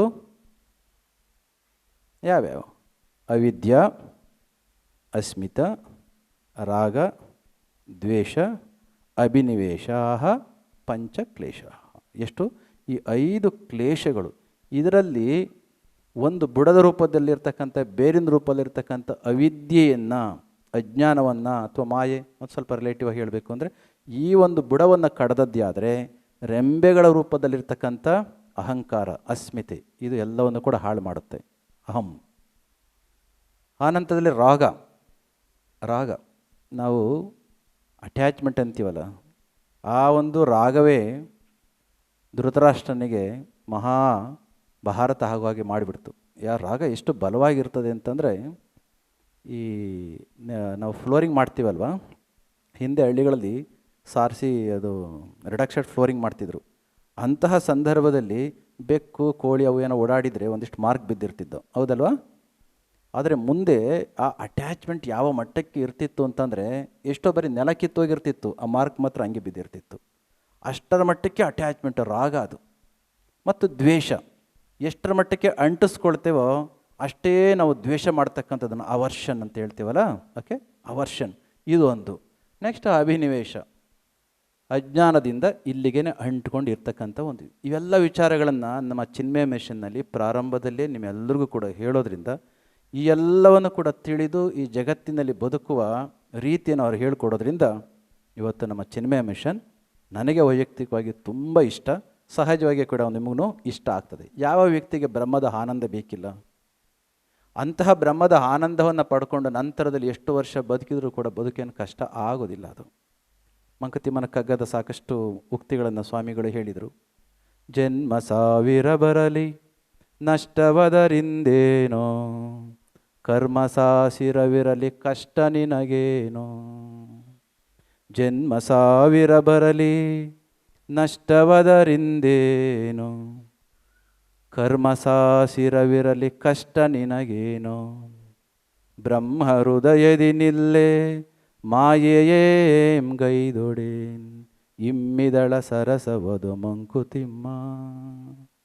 ಹೌದು, ಹೃದಯದಲ್ಲಿ ಬ್ರಹ್ಮವನ್ನು ನೆಲೆ ನಿಲ್ಲಿಸ್ಕೊಂಡು ಅದರ ಜ್ಞಾನವನ್ನು ಪಡ್ಕೊಂಡು ಮುಕ್ತಿಗೆ ಸಂದ ವ್ಯಕ್ತಿಗೆ ಎಷ್ಟು ಜನ್ಮಗಳು ಬಂದ್ರೇನು, ಹಿಂದಿನ ಎಷ್ಟು ಕರ್ಮಗಳಿದ್ರೇನು, ಕರ್ಮಗಳೆಲ್ಲ ಜ್ಞಾನಾಗ್ನಿಯಲ್ಲಿ ಸುಟ್ಟು ಬೂದಿಯಾದ ನಂತರದಲ್ಲಿ ವ್ಯಕ್ತಿ ಎಷ್ಟೊಂದು ಆರಾಮಾಗಿ ಬದುಕಲಿಕ್ಕೆ ಅವಕಾಶ ಇದೆ. ಇಷ್ಟೆಲ್ಲ ಜ್ಞಾನವನ್ನು ನಮ್ಮ ಚಿನ್ಮಯ ಮಿಷನ್ ಹಂತ ಹಂತವಾಗಿ ಮಕ್ಕಳಿಗೆ ಉಣಬಡಿಸುವ ರೀತಿಯಲ್ಲಿ ಕ್ಲಿಷ್ಟವಾಗಿರ್ತಕ್ಕಂಥ ನಮ್ಮದೇ ಸ್ವರೂಪವನ್ನು ನಮಗೆ ತಿಳಿಸ್ತಕ್ಕಂಥ ಕೆಲಸವನ್ನು ಮಾಡ್ತಾ ಬಂದು ನಾಡಿನೆಲ್ಲೆಡೆ ಜ್ಞಾನದ ಯಜ್ಞವನ್ನು ಮಾಡ್ತಾ ಇರೋದು ತುಂಬ ಸಂತೋಷ. ಜಗತ್ತಿನಲ್ಲಿ ನಮಗೆ ಬೇಕಾಗಿರ್ತಕ್ಕಂಥ ವಸ್ತುಗಳನ್ನ ಕೊಡಲಿಕ್ಕೆ ಎಲ್ಲ ಅಂಗಡಿಗಳು ಸಿಗ್ತವೆ, ಆದರೆ ಜ್ಞಾನದ ಬುತ್ತಿಯನ್ನು ಕಟ್ಟಿಕೊಡ್ತಕ್ಕಂಥ ಅಂಗಡಿಗಳು ಹೊರಗಡೆ ಅಂತಕೊಂಡೆ ಖಂಡಿತ ಇಲ್ಲ. ಇಂತಹ ತಾಣಕ್ಕೆ ನಾವು ಬಂದದ್ದಾದರೆ ನಮ್ಮ ಹುಟ್ಟು ನಮ್ಮ ಬದುಕಿನ ಸಾರ್ಥಕತೆ ಆಗುತ್ತೆ. ನಾವು ಇಲ್ಲೇ ನಿಲ್ಲೋರ ಹಾಗೆ ಅಂತಂದರೆ ಖಂಡಿತ ಇಲ್ಲಿ ನಿಲ್ಲಿಲ್ಲ. ಸ್ವಾಮಿ ವಿವೇಕಾನಂದ ಹೇಳಿದ್ರಲ್ಲ, our journey has started from the lower truth and we have been proceeding towards the absolute truth. ಹಾಗಾದರೆ ಇಲ್ಲೇ ನಿಂತದ್ದೇ ಆದರೆ ನಮ್ಮ ಪ್ರಜ್ಞೆಯ ಅರಿವಿಗೆ ತಕ್ಕ ಹಾಗೆ ದೇಹವೂ ಕೂಡ ನಿರ್ಮಾಣ ಆಗ್ತಾ ಹೋಗ್ತದೆ.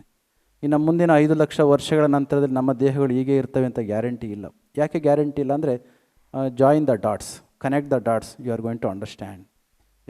ನಿಮಗೆ ಅಧ್ಯಾತ್ಮ ಅಲ್ಲದೆ ಹೋದ್ರೂ ಕೂಡ ಡಾಟ್ಸನ್ನು ಕನೆಕ್ಟ್ ಮಾಡಿದರೆ ಮುಂದೆ ಹೇಗಿರ್ಬೋದು ಅನ್ನೋದಕ್ಕೆ. ಸುಮಾರು 5-10 ಲಕ್ಷ ವರ್ಷಗಳಿಂದ ನಾವು ಹೇಗಿದ್ವಿ, ನಮ್ಮ ಪೂರ್ವಜರು ಹೇಗಿದ್ದರು? ನೋಡಿದ್ದೀರಾ? ಚಿಂಪಾಂಜಿ, ಗೊರಿಲ್ಲಾಗಳು ನಮ್ಮ ಪೂರ್ವಜರು. ನೇರ ಹ್ಯಾಪ್ಸು, ಚಿಂಪಾಂಜಿ, ಗೊರಿಲ್ಲಾ, ಕೋತಿಗಳು ನಮ್ಮ ನೇರ ವಂಶಜರು ಅಲ್ಲದೆ ಹೋದ್ರೂ ಕೂಡ ಒಂದು ಮಿಸ್ಸಿಂಗ್ ಲಿಂಕ್ ಟೈಮ್ನಲ್ಲಿ ಸ್ಪ್ಲಿಟ್ ಆದ ಒಬ್ಬನೇ ಅಪ್ಪನ ನಾವೆಲ್ಲ ಕುಡಿಗಳು ಅಂತ ನೀವು ಇಟ್ಕೊಳ್ಳಿ. ಆವತ್ತಿನ ದಿನದ ನಮ್ಮ ಪೂರ್ವಜರ ದೇಹಕ್ಕೆ ಹೋಲಿಕೆ ಮಾಡ್ಕೊಂಡದ್ದೇ ಆದರೆ ಇವತ್ತು ಹೇಗಾಗಿದ್ದಾವೆ, ಎಷ್ಟು ಚೆನ್ನಾಗಿ ಕಾಣಿಸ್ತೇವಲ್ವ? ಇನ್ನೊಂದು 5-10 ಲಕ್ಷ ವರ್ಷ ಹೋದ್ಮೇಲೆ ಇದೇ ಫೋಟೋಗಳನ್ನ ಇಟ್ಕೊಂಡು ಅವ್ರು ನೋಡಿದರೆ ಇವತ್ತಿನ ಚಿಂಪಾಂಜಿಗಳ ಥರ ನಾವು ಅವರಿಗೆ ಕಂಡ್ರೆ ಹೆಂಗಿರ್ತದೆ, ಹೌದಲ್ಲ? ಹಾಗಾಗಿ ದೇಹಗಳು ಕೂಡ ಹೀಗೆ ಇರೋದಿಲ್ಲ. ಆದರೆ ಒಂದು ಸತ್ಯ, ನಮ್ಮ ಪ್ರಜ್ಞೆಗೆ ಅನುಗುಣವಾಗಿ ದೇಹದ ಸ್ಥಿತಿಯೂ ಕೂಡ ಮುಂದಿನ ದಿನಗಳಲ್ಲಿ ಬದಲಾಗ್ತಾ ಹೋಗುತ್ತೆ. ಪ್ರಕೃತಿಗೆ ನಾವು ತಾಯಿಯ ಮಡಿಲಿಗೆ ಅಷ್ಟೇ ಹಾಕಿ ನೀನು ಏನು ಮಾಡ್ತೀಯೋ ಹಾಗೆ ಮಾಡು ತಾಯಿ ಅಂತ ಬಿಟ್ಟದ್ದೇ ಆದರೆ ಲಕ್ಷಾಂತರ ವರ್ಷಗಳು ಬೇಕಾಗುತ್ತೆ. ಇಲ್ಲ, ನನಗೊಂದಿಷ್ಟು ಶಕ್ತಿಯನ್ನು ಕೊಟ್ಟಿದೆಯಾ, ಆಶೀರ್ವಾದವನ್ನು ಕೊಟ್ಟಿದೆಯಾ, ಅದಕ್ಕೆ ಪೂರಕವಾಗಿ ನಾನು ಶ್ರಮಿಸ್ತೀನಿ ಅಂತ ಓದದ್ದೇ ಆದರೆ ಬೇಗ ನಾವು ಆ ಸ್ಥಿತಿಗೆ ಹೋಗಲಿಕ್ಕೆ ಸಾಧ್ಯ ಆಗುತ್ತೆ. ಹಲವಾರು ವರ್ಷಗಳ ಕಾಲ ಮರಳು, ಕಲ್ಲು ಕರಗಿ ವೆದರಿಂಗ್ ಆಗಿ ಆದರೆ ಮರಳು ಸಾವಿರಾರು ವರ್ಷಗಳು ಬೇಕಾಗುತ್ತೆ. ಅದೇ ಕಲ್ಲನ್ನು ನಾವು ಕರಗಿಸಿ ಅಷ್ಟೇ ಕ್ವಾಲಿಟಿಯಾಗಿರ್ತಕ್ಕಂಥ ಮರಳನ್ನು ಕೂಡ ಮಾಡಿಕೊಳ್ಳಿಕ್ಕೆ ಸಾಧ್ಯ ಆಗಿದೆ ಓವರ್ನೈಟ್. ಅದೇ ರೀತಿಯಲ್ಲಿ ನಾವು ಪ್ರಕೃತಿಯ ವಿಕಾಸಕ್ಕೆ ಅಷ್ಟೇ ನಾವು ಬಿಟ್ಟದ್ದೇ ಆದರೆ ಲಕ್ಷಾಂತರ ವರ್ಷಗಳಲ್ಲಿ ಖಂಡಿತ ನಾವು ನಮ್ಮ ನಿಜದ ಮನೆಗೆ ವಾಪಸ್ಸು ಹೋಗ್ತೇವೆ. ಅಷ್ಟು ವರ್ಷ ಬೇಕಾ? ಬೇಗ ಹೋಗಬೇಕು ಅಂದರೆ ಚಿನ್ಮಯ ಮಿಷನ್ ಬೇಕು.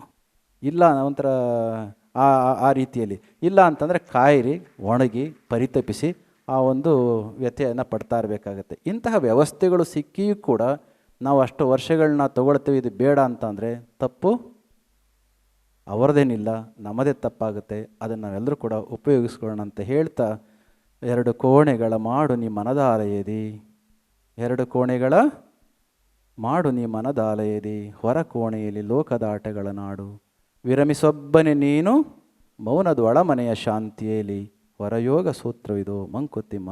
ಹಾಗೆ ಸ್ವಾಮಿಗಳು ನಮ್ಮ ಮಿಷನ್ನು ನಿಮಗೆ ಒಳಗೊಂದು ಕೋಣೆ, ಹೊರಗೊಂದು ಕೋಣೆ, ಸಂಸಾರಕ್ಕೊಂದು ಕೋಣೆ, ನಮ್ಮ ಸ್ವಸ್ವರೂಪಕ್ಕೆ ಒಂದು ಕೋಣೆ, 2 ಕೋಣೆಗಳನ್ನ ಮಾಡಿ ನಿಜದ ನೆಲೆಯಲ್ಲಿ ನಿಜದ ಅರಮನೆಗೆ ಕರ್ಕೊಂಡು ಹೋಗ್ತಾ ಇದ್ದಾರೆ. ಅಂತಹ ಅದ್ಭುತವಾಗಿರ್ತಕ್ಕಂಥ ಜ್ಞಾನ ಕಾರ್ಯವನ್ನು ಮಾಡ್ತಾ ಇರ್ತಕ್ಕಂಥ ನಮ್ಮ ಚಿನ್ಮಯ ಮಿಷನ್ 75 ವರ್ಷಗಳು, ಅದೇನು ಕಡಿಮೆನೂ ಅಲ್ಲ ಜಾಸ್ತಿನೂ ಅಲ್ಲ. 75 ವರ್ಷಗಳು ನಾವೇನಂತ ಕರಿತೇವೆ? ಅಮೃತ ಮಹೋತ್ಸವ ಅಂತೇವೆ. ಅಮೃತ ಅಂದ್ರೇನು? ನೆಕ್ಟಾರ್ ಅಲ್ಲ, ಅದು ಯಾವುದೊಂದನ್ನು ಕುಡಿಯೋದ್ರಿಂದ ಅಮೃತತ್ವ ಅಂದರೆ ಹುಟ್ಟು ಸಾವಿನಿಂದ ಬಿಡುಗಡೆ ಆಗ್ತಕ್ಕಂಥ ಒಂದು ಸ್ಥಿತಿ, ಅಮೃತತ್ವದೆಡೆಗೆ ಕರ್ಕೊಂಡು ಹೋಗ್ತಕ್ಕಂಥ ಕೆಲಸ ಆಗ್ತಾ ಇದೆ. ಇನ್ನೂ ಅಷ್ಟು ಆಗಲಿ ಎಂಬ ಮಾತನ್ನು ಹೇಳಿ, ಅಮೃತ ಮಹೋತ್ಸವದ ಈ ಸಂದರ್ಭಕ್ಕೆ ಬಂದಂಥ ಜ್ಯೋತಿ ಕೇವಲ ಬತ್ತಿ ಮತ್ತು ಎಣ್ಣೆಯಿಂದ ಉರಿತಾ ಇರ್ತಕ್ಕಂಥ ಜ್ಯೋತಿ ಅಲ್ಲ, ಅದು ಜ್ಞಾನದ ಅಗ್ನಿಯಲ್ಲಿ ಉರಿತಾ ಇರ್ತಕ್ಕಂಥ ದಿವ್ಯ ಜ್ಞಾನ ಜ್ಯೋತಿ. ಅಂತಹ ಜ್ಯೋತಿಯನ್ನು ನಮ್ಮ ಒಳಗಡೆ ಸದಾ ಉರಿತಾ ಇರ್ತಕ್ಕಂಥ ಹಿರಣ್ಮಯೇನ ಪಾತ್ರೇಣ ಸತ್ಯಸ್ಯಾಪಿ ಹಿತಮುಖಂ ತತ್ವಂ ಪೂಷನ್ ಅಪಾವೃಣೋ ಸತ್ಯ ಧರ್ಮಾಯ ದುಷ್ಟಯ. ಅಂತಹ ಸಾಧಕನ ಅಂತರಂಗದ ಕರೆಗೆ ಹೋಗಟ್ಟು ಅಜ್ಞಾನದ ಪೊರೆ ಚಿನ್ನದಂತೆ ಕಂಡ್ರೂ ಕೂಡ ಅದನ್ನು ಸರಿದು ಒಳಗಡೆ ಇರ್ತಕ್ಕಂಥ ಆ ಒಂದು ಅಮೃತತ್ವವನ್ನು ನಮ್ಮನ್ನು ನಾವು ತಿಳ್ಕೊಳ್ತಕ್ಕಂಥ ಕಾರ್ಯಕ್ಕೆ ನಾಂದಿ ಆಗಲಿ ಅಂತ ಹೇಳಿ ನನ್ನ ಮಾತು ಮುಗಿಸ್ತೇನೆ. ಜೈ ಶ್ರೀ ಗುರುದೇವ್. ಚಿನ್ಮಯ ಅಮೃತ ಮಹೋತ್ಸವ ಯಾತ್ರೆಗೆ ಕಾರ್ಯಕ್ರಮಕ್ಕೆ ಆಗಮಿಸಿ ಆಶೀರ್ವಚನ ನೀಡಿದ ಪರಮ ಪೂಜ್ಯ ಜಗದ್ಗುರು ಶ್ರೀ ಶ್ರೀ ಶ್ರೀ ಡಾಕ್ಟರ್ ನಿರ್ಮಲಾನಂದನಾಥ ಮಹಾಸ್ವಾಮೀಜಿರವರಿಗೆ ವಂದನೆಗಳು. ಇದೀಗ ಪೂಜ್ಯ ಸ್ವಾಮೀಜಿರವರಿಗೆ ಫಲ ಸಮರ್ಪಣೆಯನ್ನು ಮಾಡಬೇಕಂತ ಕೇಳ್ಕೊಳ್ತಾ ಇದ್ದೇನೆ.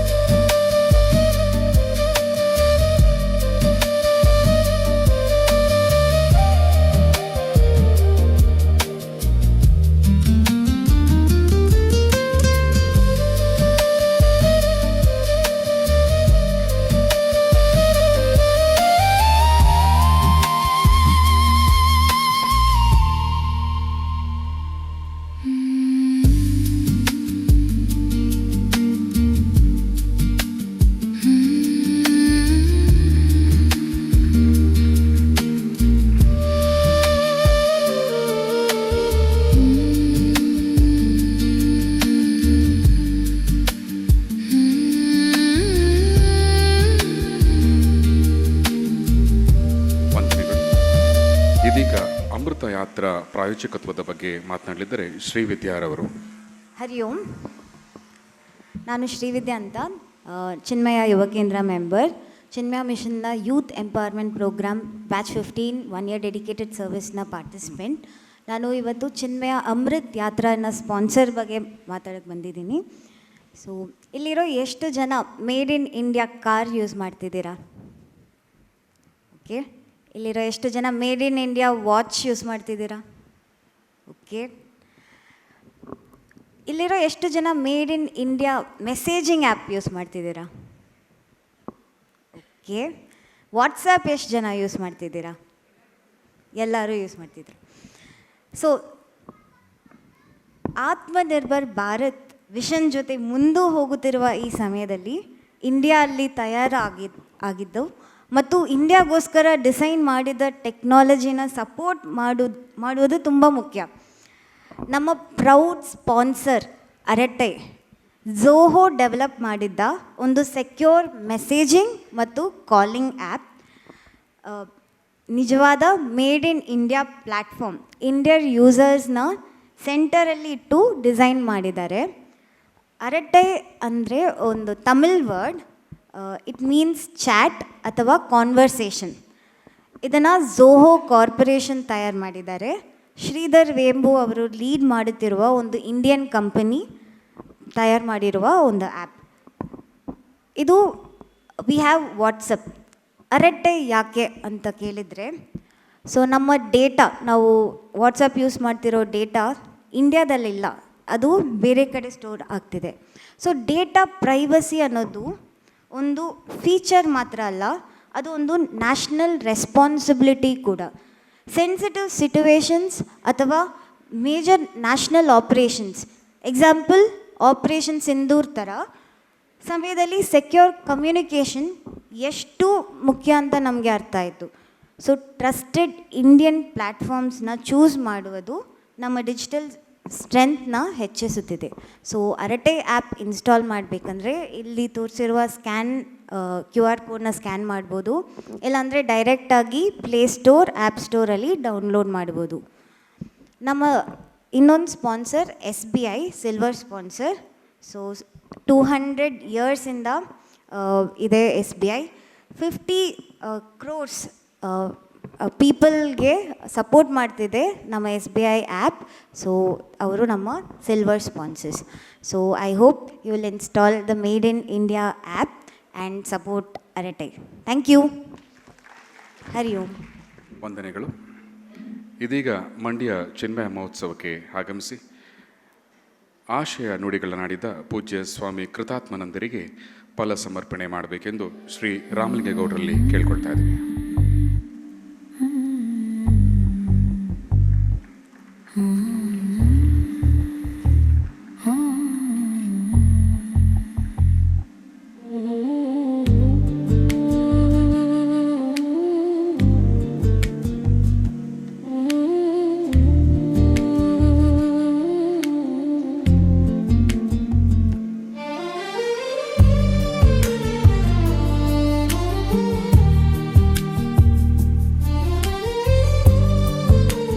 ವೇದಿಕೆಯಲ್ಲಿ ಉಪಸ್ಥಿತಿರುವ ಚಿನ್ಮಯ ಮಿಷನ್ನ ಅಧ್ಯಕ್ಷರಾದ ಶ್ರೀಮತಿ ಮೀರಾ ಶೈಲೋನವರಿಗೆ ರನ್ಮನದ ಧನ್ಯವಾದಗಳು. ಇವರಿಗೆ ಶ್ರೀ ಅರುಣಾ ಪ್ರಭಾಕರ್ ಅವರು ಫಲ ಸಮರ್ಪಣೆ ಮಾಡಬೇಕಂತ ಕೇಳ್ಕೊಳ್ತಾ ಇದ್ದೀವಿ.